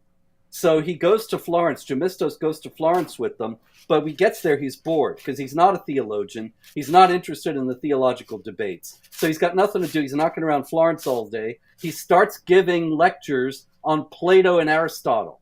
And the Florentines are in awe. They've never heard this stuff before. There were only 2 books of Plato that were preserved in Western Europe before Gemistos came and started giving his lectures. And he is the guy, forgotten today, who brought Plato and Aristotle into the West and sparked the Renaissance. That had nothing to do with Islam at all. And there's a book called Scribes and Scholars. On page 50, they say there was no general attempt to alter the school curriculum by banishing the classical authors, talking about Western Europe. You're right. They just lacked a lot of the of the works of Plato and Aristotle. But what they had, they kept teaching. Alcuin was, under Charlemagne, was trying to spread literacy around Europe, not just among the elites, but among any he could. So like this idea that, and Toby E. Huff, in his book, The Rise of Early Modern Science, says that in the Islamic world, there were times, yes, they preserved the classical works in their libraries, but there were times they would go through and do book burnings. They'd be like, you know what, this Greek philosopher, that's bad. It's contradicting Islam. Let's gather a bunch of these up and burn them. This is in Toby E. Huff's book. So there were book burnings in the Islamic world by Muslims who thought that sometimes the foreign sciences were going against what the religious science were, so they had to get rid of them. Well, that goes back to Al-Ghazali. It's very important we mention Al-Ghazali in this. Al-Ghazali was a great philosopher in the late part of the 11th century and the beginning. He died in 1111, and he's considered one of the towering Islamic philosophers, but actually he's the killer of Islamic philosophy and of Islamic science.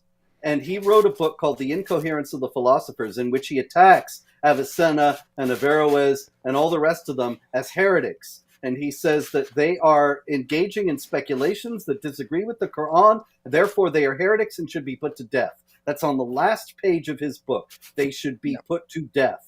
And that was the death of Islamic philosophy. Philosophy and science at the beginnings are deeply intertwined, because you're assuming that, like we were saying before, that the world is created by a good God, a God who's consistent. And so you look out into the universe and see how he fashioned the world. If you don't have that, then you don't look out into the world and see any kind of order or coherence to it. But it was Al-Ghazali who said that was all heretical, who really put paid to the idea of innovation in Islamic philosophy and science. And this guy doesn't even seem to be aware that he exists. He doesn't seem to know anything about Islam other than, like, he looked up, hey, were there some sort of schools before Christianity or before Christian universities or something like that? Seems to be the extent of his research. Anyway, let's see if he's got anything else. Greek and Roman thinkers. But all of that came to an end when the Mongol invasions took place and they destroyed all of the great cities, including Baghdad, which was decimated. All of the libraries were burnt down and tons of the books were thrown into the rivers, to the point where people said that the rivers ran black. It was the complete and total destruction wrought by the Mongolian Empire. So it's not just Christians who are bad, it's Mongols. Apparently it's everyone who's not a Muslim. So Islam, great, everything else bad, and everyone else ruined it for the Muslim. Little side note. I mean, talking about resilience. I mean, the Jews get persecuted over and over and over again. People try to wipe them out over and over again, and they just keep thriving. They always find a way to thrive. Like the bubonic plague killed like a third of the population of Europe, and then you get the Renaissance. There's something like, it doesn't matter what's happening. I mean, World War II, Europe gets bombed down to rubble. They just rebuild it. There's a kind of resilience in certain cultures. And yet in Islam, it'll be, no, but the reason we're so far behind is because what the Mongols did so long ago. But that's why, and think about what that Crusader did 1,000 years ago. That's why things suck right now. That's why we have all these problems. It's like anything that's ever happened to them in history means you just, it's all over. It's over. It's over. And the idea the Mongols burned those libraries is actually disputed. Some of the early sources don't mention it. It's only mentioned in later texts. So I'm not even sure if that's accurate. Let's see. Allowed the caliphates to be easily conquered by the small Ottoman Empire, which eventually grew to become the Muslim seat of power as we knew it. There are a lot of horrible things to be said about the Ottoman Empire. I would look up Janissaries because that's... Hey, I think this guy's like, it's only Arabs that are great. So Christians bad, Mongols bad, Ottomans bad, Turks bad, Arabs great, and the great source of everything good that's ever happened. Something along those lines. Yeah, I did look up this Baghdad thing. Yeah, the main libraries in Baghdad were still in use in the first half of the 14th century. So it doesn't seem they were just burned and destroyed by the Mongols. This seems to be a myth that was created later, but I want to look more into this. Pure tragedy. And the Ottoman Empire got to enjoy the wealth and prosperity brought about by the caliphates for centuries until that empire itself met its eventual demise. And after 1453, the Renaissance was spurred even further as the city of Constantinople, which was the seat of the Byzantine Empire, fell to the Ottomans, and all of the scholars of that great city and empire fled to the rest of Europe. And yes, I'm aware that there is a huge gap in... Why would they flee? Why wouldn't they want to be in the Muslim world? Why would Turks bad? Yeah. Okay. So Turks bad. If it had been the Arabs had conquered it, it would be great. If it had been Arabs, then they would have all lived in peace and harmony. But those Ottomans.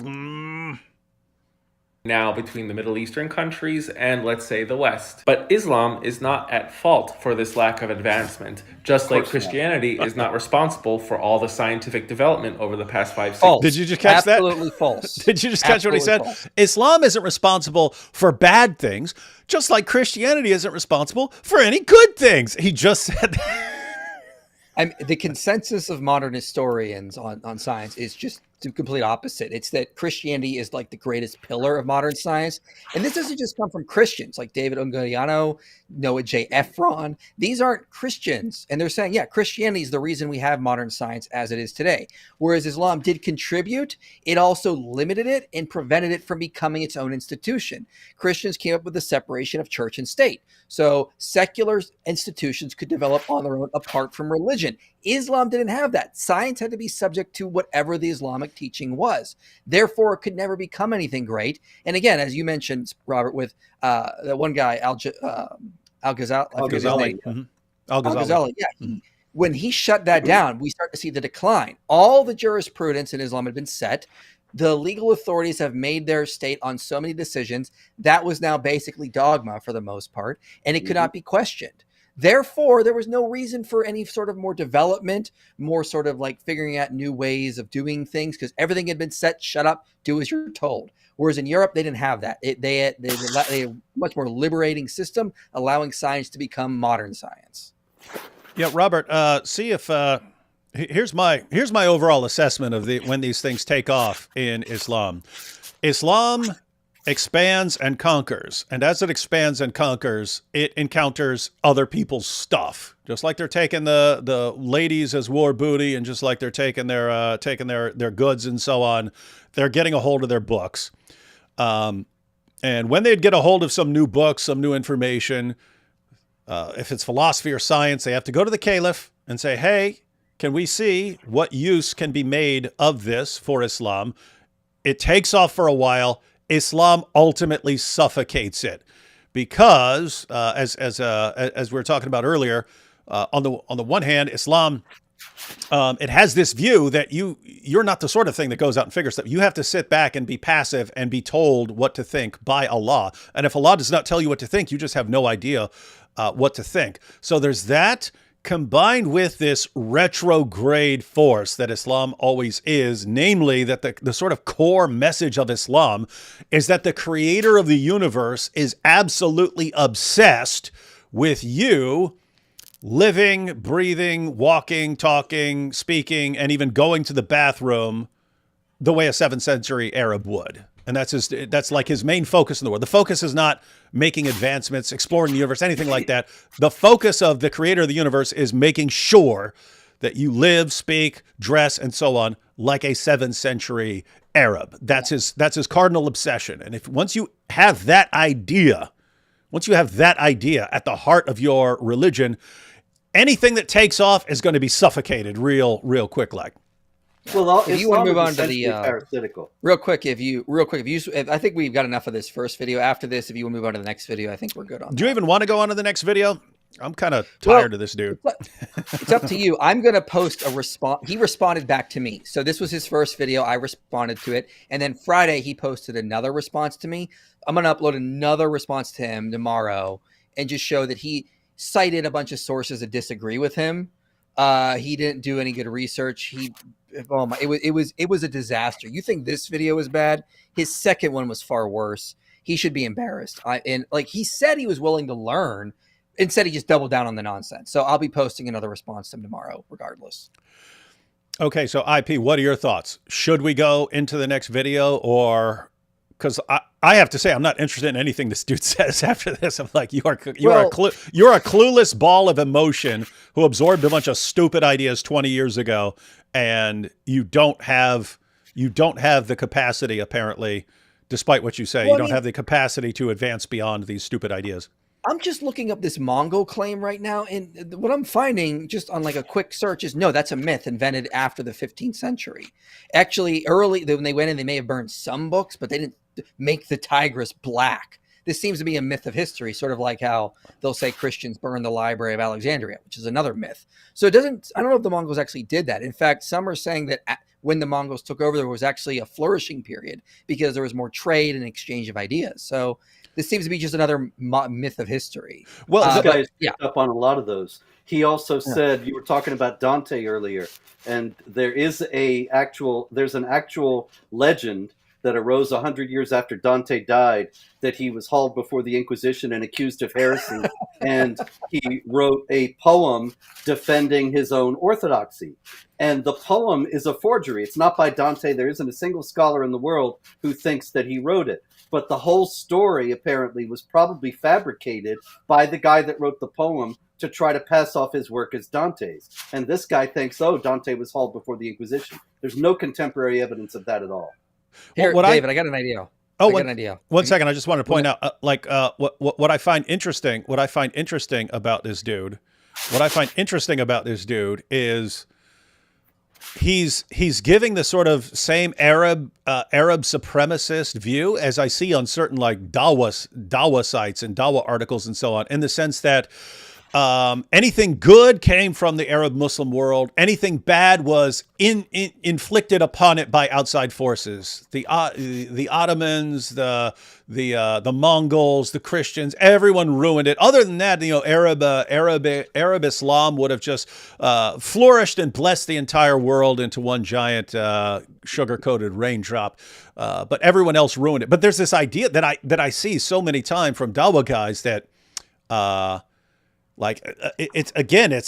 and you have to blame something. You can't blame Islam for having any sort of problem. So it's always, if this happened, it's because of them. It's because of them. It's because of them. We're just passive victims of circumstances here in the world.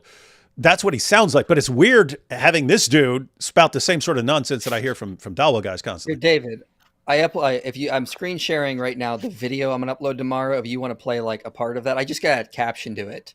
But if you want to just play like the first minute, you can kind of, I'll address his second video easily tomorrow. But I even added some.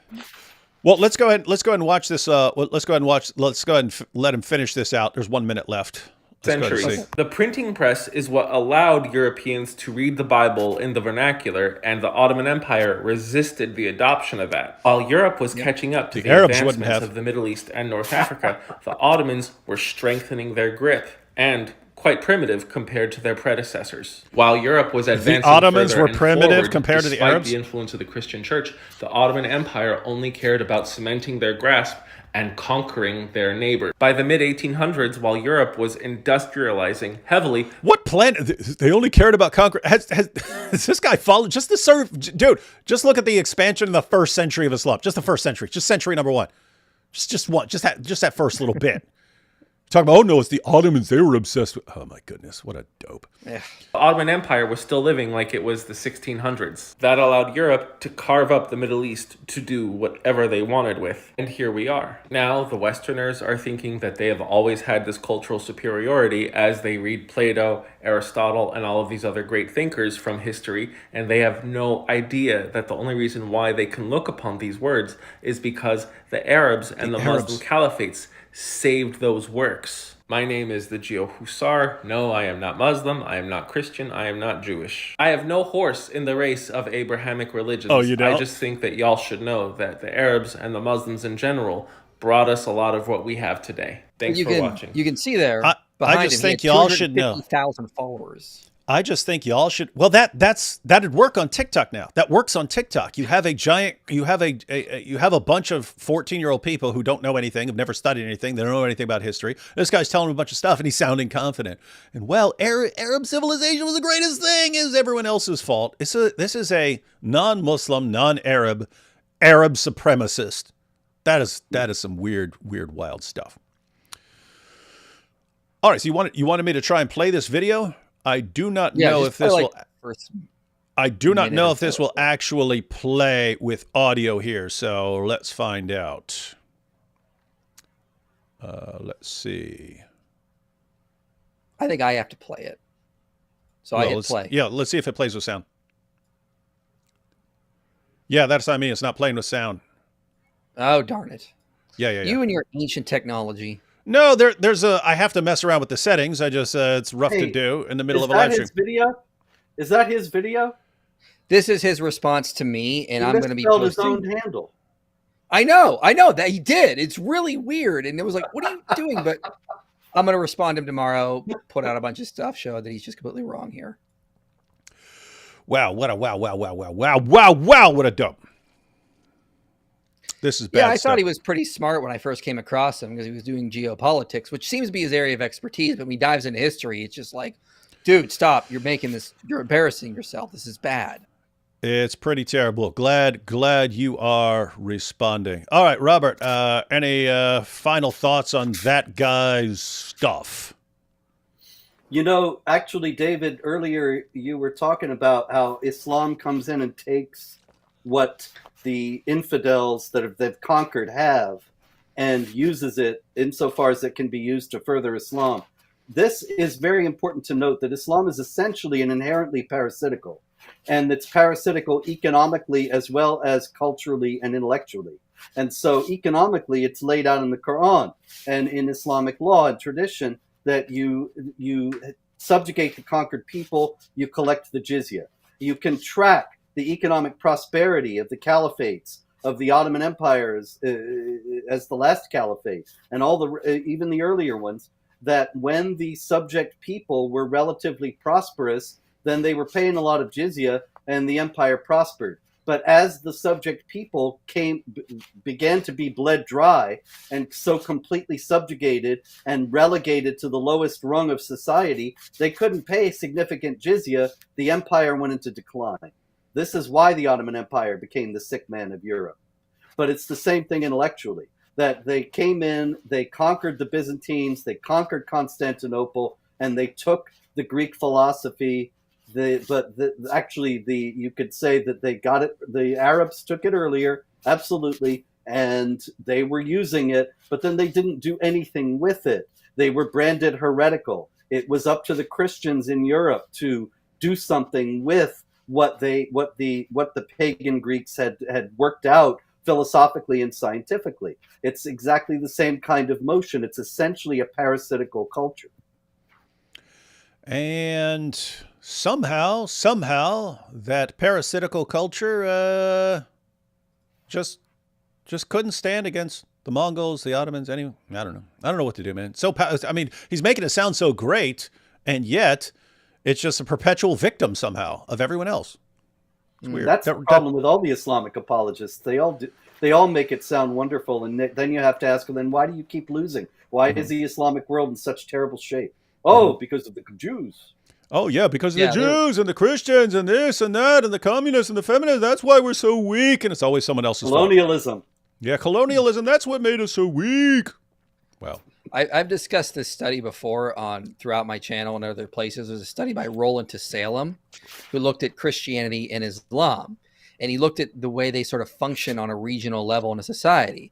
He found that when it comes to things like voice and accountability in government, citizen empowerment, political stability, political transformation, the ability to create good political transformation, Christianity was positively associated with all these things, and Islam just wasn't. And the study is the role of Protestantism in democratic consolidation among transitional states. So he looked at Protestantism, Catholicism, and Islam. Islam was just non-significant anyway. Because of the Mongols. IP, the Mongols. You're ignoring the Mongols, man. Yeah. Catholicism was positive in a slightly less way, and then Protestant was positive in a more stronger way. But so Christianity makes better political states with more citizen empowerment. Islam just doesn't. And that was the result of Roland F. to Salem study. Well, it stands to reason. It's in the Hadith. Muhammad says, "Obey your ruler, even if he is an Ethiopian with a head like a raisin," which most people quote to talk about racism. But it's also true that it's a recipe for authoritarianism. He's saying you obey your ruler, even if he's the most outlandish person I can think of. You obey him no matter what. Indeed. All right, guys. So wanted to give everyone that overview of... Guys, there's a reason that people like this are able to spout complete nonsense on social media. There aren't enough people there to correct them. So the solution to the spread of complete nonsense is doing away with an atmosphere of ignorance. So people just have to learn. People just have to learn some basics of history and so on, so they can respond to people like this. It's the same dynamic with Dawah. A Dawah guy goes into an area, there's a bunch of people who don't know anything about Islam, allows him to say whatever he wants about Islam, and no one's there to raise a hand. You got this guy on TikTok talking to a bunch of 14, 15-year-olds. People don't know any better. He can say whatever he wants, and then just sort of, I guess he thrives in that sort of environment. So what's the solution to that? Well, I suggest everyone watching IP's videos that he's putting out, get a copy of the history of jihad that Robert's talking about. I'll put a link in the description box. Check those things out. Learn the material. You can't just say, well, IP made a video. You have to actually learn the material in IP's video so that you're the one there in the comment section correcting And this is nonsense. why I put a bunch of quotes in my videos, so you don't even have to quote me. You can just quote the scholars I'm citing. I put quotes in there like crazy for that reason. Indeed. All right, guys. Well, I'm going to go through super chats. I don't know how long you guys want to stay. I think, Robert, you go to sleep fairly early because you're old. Yeah, about an hour ago. So, yeah. Good night, gentlemen. All right. Catch you later. All right, IP, you can hang out as long as or as short as you want. Just going to go through some super chats. For it. All right, man. Let's go through some of these. I'm a university math major, and it's beautiful to see intricate patterns in the mind-boggling world of math. For me, it's hard to imagine that it wasn't created by an intelligent, supernatural higher being. That's exactly my thinking on this issue. It's like, I mean, here's the thing, ladies and gentlemen. So everything around you in every direction, there's mathematics going on. Every particle, everywhere. All of reality, there's mathematics going on. In my view, mathematics is a language, and that means everything is speaking from every direction. It makes no sense on atheism. It just doesn't. There's no reason to think that if a universe formed by random, at random or something like this, it's going to be like this this sophisticated system of mathematics. Does make sense from a theistic perspective. Someone just said in the chat, Michael's the kid in school who always raised his hand and wanted to know how many sources were too many. I actually asked one of my college professors that one time when I was getting my master's. I was like, how long can my bibliography be? Because do you want... So yeah, that was me. that is a little bit nerdy, but not Mike. Fortunately, not Mike Winger nerdy. But yeah, agree completely on the mathematics. In fact, I'd like to cover more on that because this has been developed by various philosophers and apologists and so on. So, hey, IP, quick question. What are some of the best books on the Tetragrammaton? Yeah, I mean, I don't know about pronunciation because I think most just say it's either Yahweh. An earlier form might be Yahoo. I've heard Yahweh. Check out a book by Trigme Manager, In Search of God. Another one might be good on this. Mark S. Smith, God in Translation would be good. I'd say start with those two and then see the books they cite, because I think they would cite more that could give you a better path. So maybe start with those two. One's older, one's newer, and should give you a good place to go. But I think the most likely pronunciation is going to be Yahweh. And let's see. Apostate of Allah says, how are you guys here trying to discredit Islam when the Bible doesn't have anything in it? Like Surah 1666, it's a scientific miracle. Hey, apostate of Allah, we know you're joking, but that was actually the first scientific miracle of Islam I ever encountered. So I was in prison. This was at Stanton Correctional Center. And I became friends with the imam there, like the Muslim community there had their own inmate imam and so on. And he said my mind was going to be blown by this video they have on the scientific miracles of Islam. So he sat me down for this scientific miracles video, and he was just, oh my goodness. And what would happen in every case is it would quote a Quran verse, and then it would go into all this scientific stuff. And I'm sitting there thinking none of that was actually in that verse. We're going all this scientific and all this graphics and stuff like this. And then how could this have been known by Muhammad? It's like the verse didn't say any of that stuff. Verse didn't say any of that stuff. So what's apostate of Allah here talking about? I'll read the Pickthall here.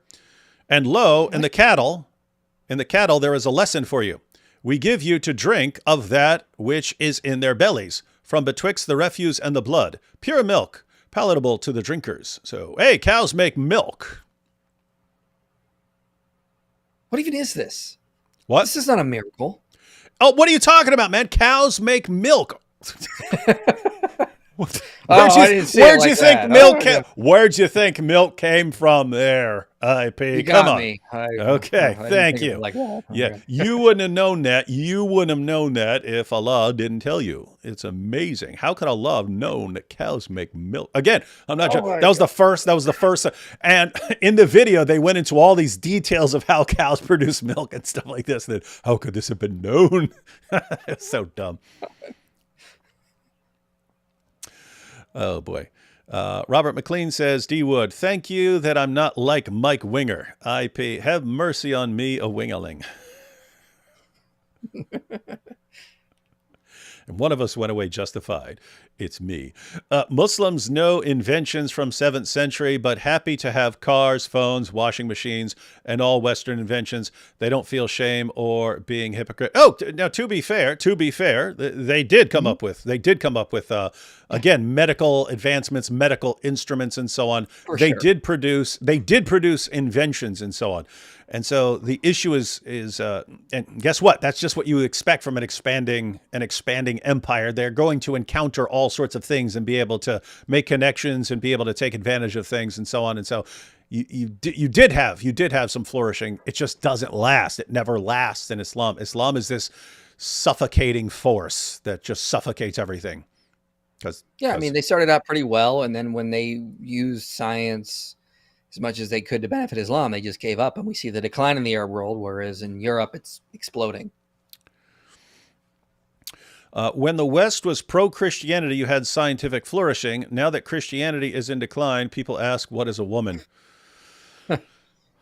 Yeah, you'll still have scientific flourishing, but yeah, that makes a point in the sense that the prediction of the, and I'll have a video coming out on this. The prediction of the new atheist was, hey, if we just get past Christianity, we'll have this new scientific utopia. People are going to get more rational and more scientific.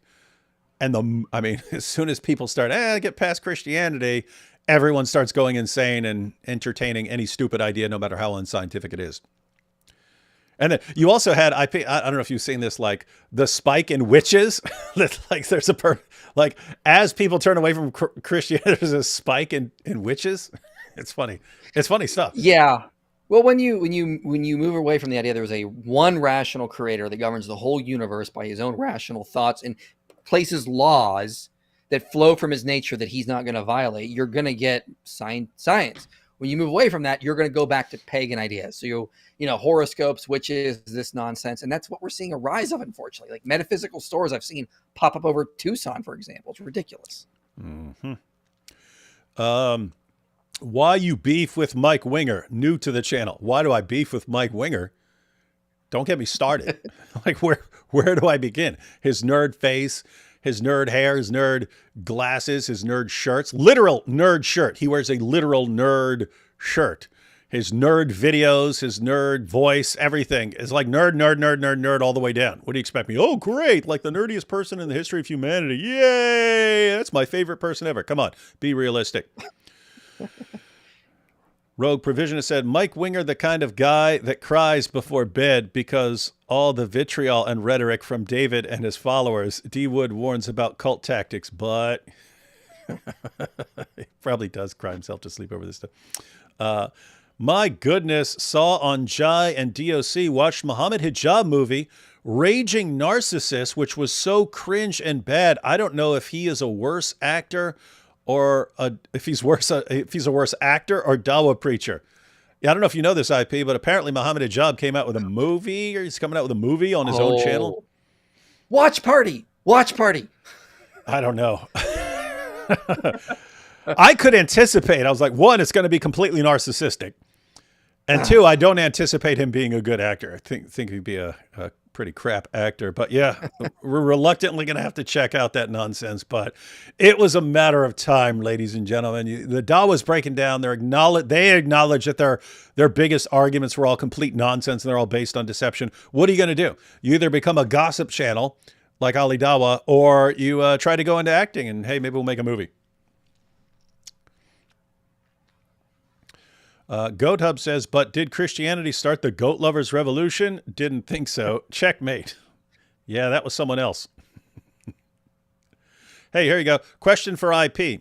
Your stream on the Exodus, why didn't you get Dr. Falk on for the response? Mm-hmm.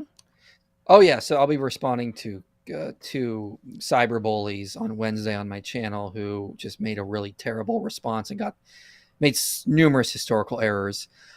He was pretty busy, and he's not been on my channel for a while, so I mean, it just didn't work out. But don't worry, I promise you, Wednesday on my channel, we will have a ton of fun. We are going to go through their response to me, and you're going to see blunder after blunder. You're going to enjoy yourself. You heard it here, folks. It's going to happen. Given how we say Muslims are slaves of Allah, does Bible and Quran have distinct definition or application of slave and servant? Abdullah versus Obadiah. Given how we say Muslims are slaves of Allah, no, that's what they say. In Islam, the only relationship you have with Allah is a slave to master relationship. That's the Quran. Surah 19. No one approaches Allah as anything but a slave. So it's up to you whether you be a good slave or a bad slave. And if you're a good slave, well, then Allah will like you. And if you're a bad slave, then Allah is going to punish you. But under no circumstances are you anything other than a slave. But what do you think? Any distinction between slave and servant? So the Hebrew word is used very generally. It's used even for people that work for the king, people that just subjects of the king. This is one of the problems with trying to understand what the biblical authors meant. Again, they didn't have these distinctions like we do. So you could have someone just being called I think it's a bed is the Hebrew word, and it's just referring to someone is basically a mercenary. And then you could have someone as a chattel slave being called in a bed. So it's just a very general word, unfortunately. So you're going to have some cultural breakdowns in trying to make those comparisons. I've always hated history, so I barely know any of this stuff. It was always boring wars, memorize these dates anyway. Thanks for the lesson. This IP, someone brought this up to me, a guy named Zach, back when I was in college. He brought up, hey, they make us take all these classes. So you're sitting here taking 3, 4, 5, 6 classes a semester and so on. And you have to learn all this stuff to take tests and write your paper and things like that. But then you forget the vast majority of it. And think about how much, like you probably remember everything, but the rest of us, we forget like 97% of the stuff that we learned from the classes. And so this guy actually suggested, I think it may have been a good idea, but he said, hey, instead of learning all this stuff and being required to learn all this stuff and then just forgetting it all, why don't you make it so that you're only learning like 10% of that, but it's reinforced over and over again, so you actually learn the entire 10%. And that would be better than just recalling like 2 or 3%. In other words, it would be better to have a smaller amount of information that's repeatedly reinforced until it actually sticks. But I'm thinking something like that here for, if you take history class or something like that, if you take history of Western civilization or something like that, or American history, there's all this stuff. But what if there was like IP? Okay, here are the essentials. These are the essential. This is what you have to know. You have to. Every Christian right now, everyone has to learn these basics, because if you do not know these basics, you're basically asking for someone to come along and manipulate you because you don't know these basics. But it seems like there needs to be some list of things that are like essential learning for everyone at this point. Yeah, I think everyone honestly, I think a lot of biblical scholars, scientists should be taking classes in philosophy and logic, because they throw fallacies around like they're nothing. That we're going to be going over several fallacies used in this response to me on Wednesday, and how they just hey, one second. Even that right there, right? Like if you take a logic course, you learn tons and tons of stuff. You could take logic, you could take introduction to logic, then logic 1, then logic. You could take multiple classes on logic. There's like 6 or 7 fallacies that really, really, really need to be common knowledge so that people can spot them. That's exactly what I was talking about, right? Like so that, like whatever field you're going into, science, history, whatever. By the way, guys, make sure you know this core right here of logical fallacies so that people cannot use these fallacies on you, like actually make dumb arguments and so on. But the same thing, like, okay, even if you're not in history, if you're in philosophy, here's a historical core that every person needs to know. You should put it together, man.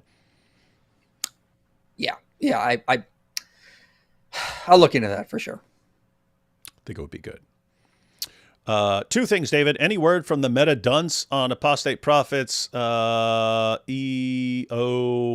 wife? What is EO? I don't know what things stand Eastern for. Orthodox. Oh, okay. Eastern Orthodox wife. After you rightly clowned Jake, I don't know if he responded. I don't follow Jake's stuff. I think he's a dope. But I don't know if you were following that, but he called he insulted AP's wife, and then we had a Quran desecration party. Yeah, sounds good. Yeah, that's what we did. But yeah, I don't know if he's responded anywhere. I'm not terribly interested. Although I have to say, if he doesn't like correct himself, if he doesn't check that, if he just leaves that stuff up, we're going to keep doing it. We're going to keep. Oh, well, I will keep it up for we'll keep it up for years, just constantly going after it. But that's the issue. Hijab, Ali, these guys are narcissists, right? And you can tell, because you can say, hey, you take something down or apologize or something like that, and that will stop a ton of Quran desecration that's about to happen if you don't, and they won't do it. And what's that mean? It means they care more about their own egos than they actually care about what they're supposed to care about in Islam. And to IP, what do you make of the idolatry on both sides of the political aisle, i.e. comparing Trump to Jesus? Yeah, IP, why do you keep comparing Trump to Jesus? Yeah, this is what happens when traditional religiosity breaks down. We start to revert to political religions. So scholars will note that, you see people sort of idealizing political figures. It's among the least churched individuals on the right, for example. So Christian symbols get reinterpreted in political ways. The political figure becomes a new Messiah type figure. And so again, this is just a result of, people leaving traditional Christianity. New atheists, like Dawkins and Harris, they're creating the worst nightmare because they're terrified of things like Christian nationalism and far-right extremism. Well, the more they attack traditional religion and try to deconvert people, they move into political religions as a replacement. So they're creating their own nightmare. Yeah, people in the past, like Chesterton and Francis Schaeffer and so on, they pointed out what happens when you had Christianity, you had, like, they're talking about, they were talking about, Chesterton talked about it in terms of like various values or virtues and things like that, that they're all connected in Christianity. As soon as you take out the Christian framework, they're all sort of hanging in midair, and people will pick one and like idolize it. So you'll pick like tolerance, which is good if it's connected to everything else, like wisdom and justice and all of it. If they're all connected into a coherent whole, once that which makes them a coherent whole is brushed aside, then people just turn various virtues into an idol. So tolerance, and then that just becomes the most important thing in the universe until, and it's not connected to anything else. And so you have that, but you also have that with people, ladies and gentlemen.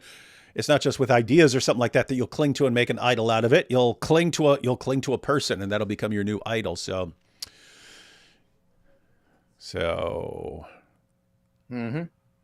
either get used to it, or have a revival. Those are your alternatives. Hippo character spins around. Oh, that is a super sticker, which I can't see. Fix this, Ecamm. I want to see the super stickers. IP, golden showers is what they do. That comes from Muhammad Hijab. Matter of fact, we're talking about something. When Robert was saying, and they would spit in their mouths and stuff like that. They would spit in the mouths of the dhimmis and so on. The first thought in my head is that sounds like some crap that Muhammad Hijab is watching with all his golden showers stuff that he talks about. It's weird stuff. Anyway, don't know what he's into. Don't want to know. Pair character, up the super sticker again. Let's see. The third orange says, many of the black Muslims I talk to in my area say they are Muslim and therefore vegetarian. Is this an American offshoot thing like the Nation of Islam or 5%ers? I'm not familiar with that. You'd have to ask them what group they're from, because I'm not familiar with that. Let's see. Super chat. No comment, but thank you, Rodrigo. Goat Hub says, Robert without a suit is the sign of the end times. Yeah, you saw his hands injured. That's why it's not in his suit. But yeah, I told him he should just get a full body tattoo of a suit, and that way, even if something's going on, then he could just be sitting there in his suit no matter what. Let's see, a couple more. The comments are probs like Alhamdulillah. Pamela says, late join, God bless you three. Thank you for your time, creativity, logic, humor, and much love in Christ to you, D. Wood, and AP, and IP, and Robert Spencer. Thank you, Pamela. Science owes to Christianity like I owe to buffets. Oh, it's Fat IP, that's why. Yeah, there he is. Who are these people? Fat IP. We descended him in the night of Qadi. Yep. Mm-hmm. If God doesn't exist, then who is Jesus' dad? You see? You see? You see? If Jesus didn't exist, then who is Jesus' dad? Been watching y'all for a while. I love the channel D Wood. My dad is a huge wingling. Oh, you poor, poor boy. My dad is a huge wingling, and I don't know what to do about it. Any suggestions? Wow. Because you don't want to just abandon someone. You got to try and reason with him. So following the method of Greg Kokel in Tactics, I would start with asking your dad various questions, like how could you possibly like the worst person in the world so much? I just start with questions like that. Let him answer.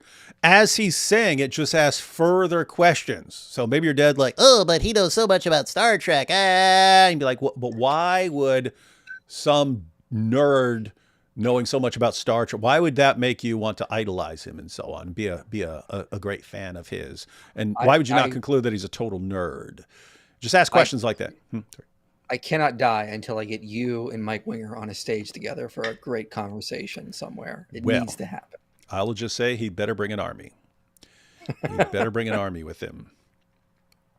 Hill here. When I was in high school, our focus was on Western colonialism. White privilege, it was mostly a giant woke mess. Glad I'm listening to real history here. IP, I'm so inspired by your level of knowledge. Hey, it's inspiring philosophy, and Minahil is inspired by your level of knowledge. Well, good. Appreciate it. Yeah, I mean, so I put a lot of books in my videos. So you go through some of my long videos. I just recommend people read those books, read with a highlighter so you remember better when you need to go back and look for things. Yeah, but I know the giant woke mess you're talking about. It bothers me too. I still am finding things. I was like, wow, they taught me this and I believed it my whole life. And it's just utter nonsense. Like, you just keep finding it. It's just, yeah, the whole conflict thesis, the idea Christianity is harmful. All of this is just part of the woke mess. Yeah. Along those lines, we never actually, I mean, you gave the idea of the conflict thesis, but, you pointed out that actual scholars, that's the conflict thesis or the warfare thesis. That is the view that was like most popular among lots of atheists for a while, especially the new atheists. That's the model between science and religion. Mm-hmm. They're in a state of perpetual conflict. So that's like, it's something along the lines of like Jesus mythicism, in the sense that you have something that will take off among groups at a popular level where they're not interacting with scholars. And then you have the scholarly level where no one holds that view, And it's like, wait, how are you guys on the internet, the champions of reason, when your views in a particular area are completely at odds with the scholarly community who specialize in that area? So it's like that, where you find lots of atheists who are Jesus mythers. You go up to the scholarly level, and what did Ehrman say? No one that I interact with at the scholarly level thinks that Jesus is just a myth or something like that. But it's similar with the conflict thesis, that very popular at the popular level among atheists would be laughed out of the classroom at the scholarly level. At the scholarly level,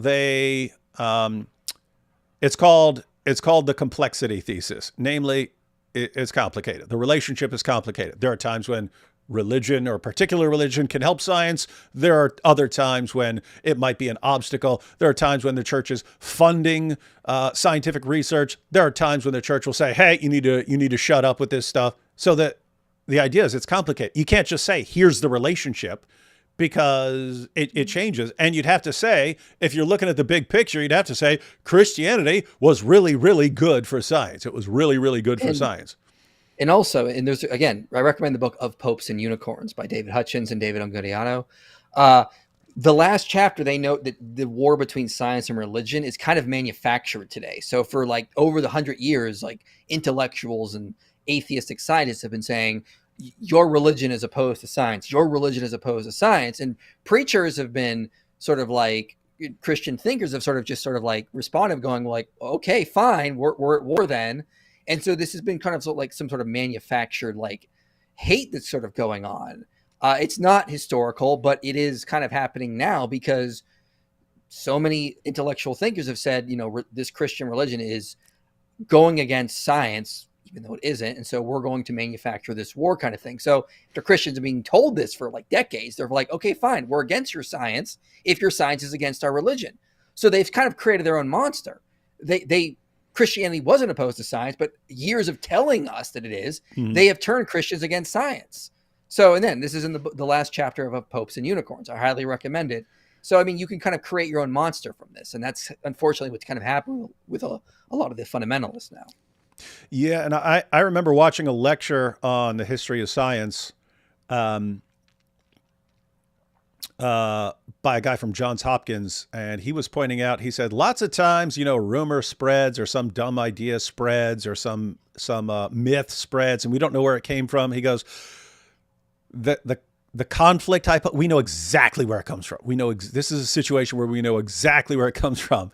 And it's White and Draper in the 1800s, and these guys just, you know, centuries of the explosion of science in the Christian world. And these guys come along, actually I forget which one it was. I forget. Was it White? One of them was anti-Catholic specifically, and it's because they both kind of were. But the thing is, they weren't even atheists. They were actually like more like progressive Christians, and how they were thinking.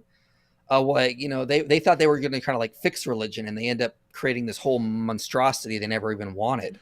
Yeah, one of them had a problem with Catholic immigrants coming to the U.S., so he tried to like, Catholicism just destroys everything and destroys science. Look what they did to Galileo.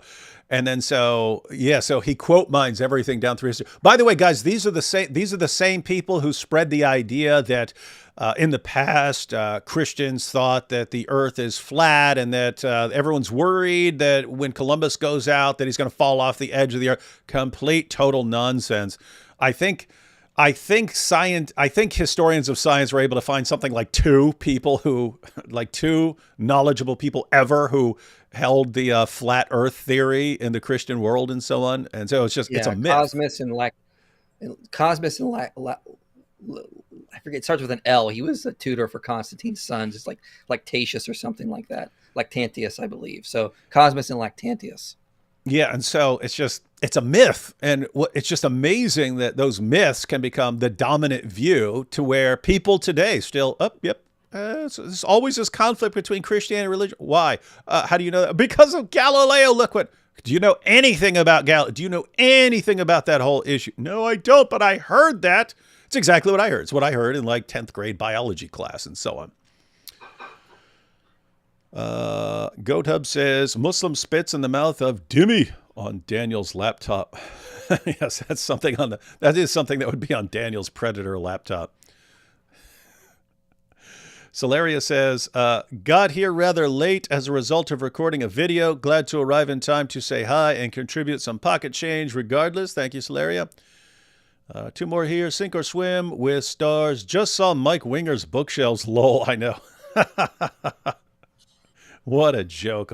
What a bookshelf joke. Guy should be ashamed of himself. And finally, we have Gay P. Has anyone seen Buff IP anywhere? He's such a hunk. This is weird, man. Right here. I'm right here. What are you talking about? Yeah, what are you asking? He's been on the show the entire time. What's going on? All right, guys. So,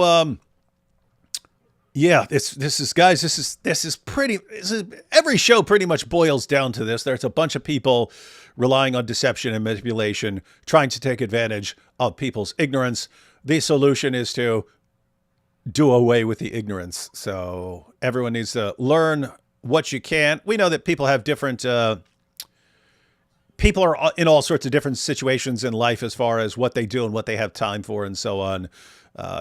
Everyone's got to learn the basics. It's the only way. I don't know what world anyone else is looking at, but you have a ton of people trying to deceive and manipulate others right now. And if we do not learn how to respond to that and how to create a population of informed people,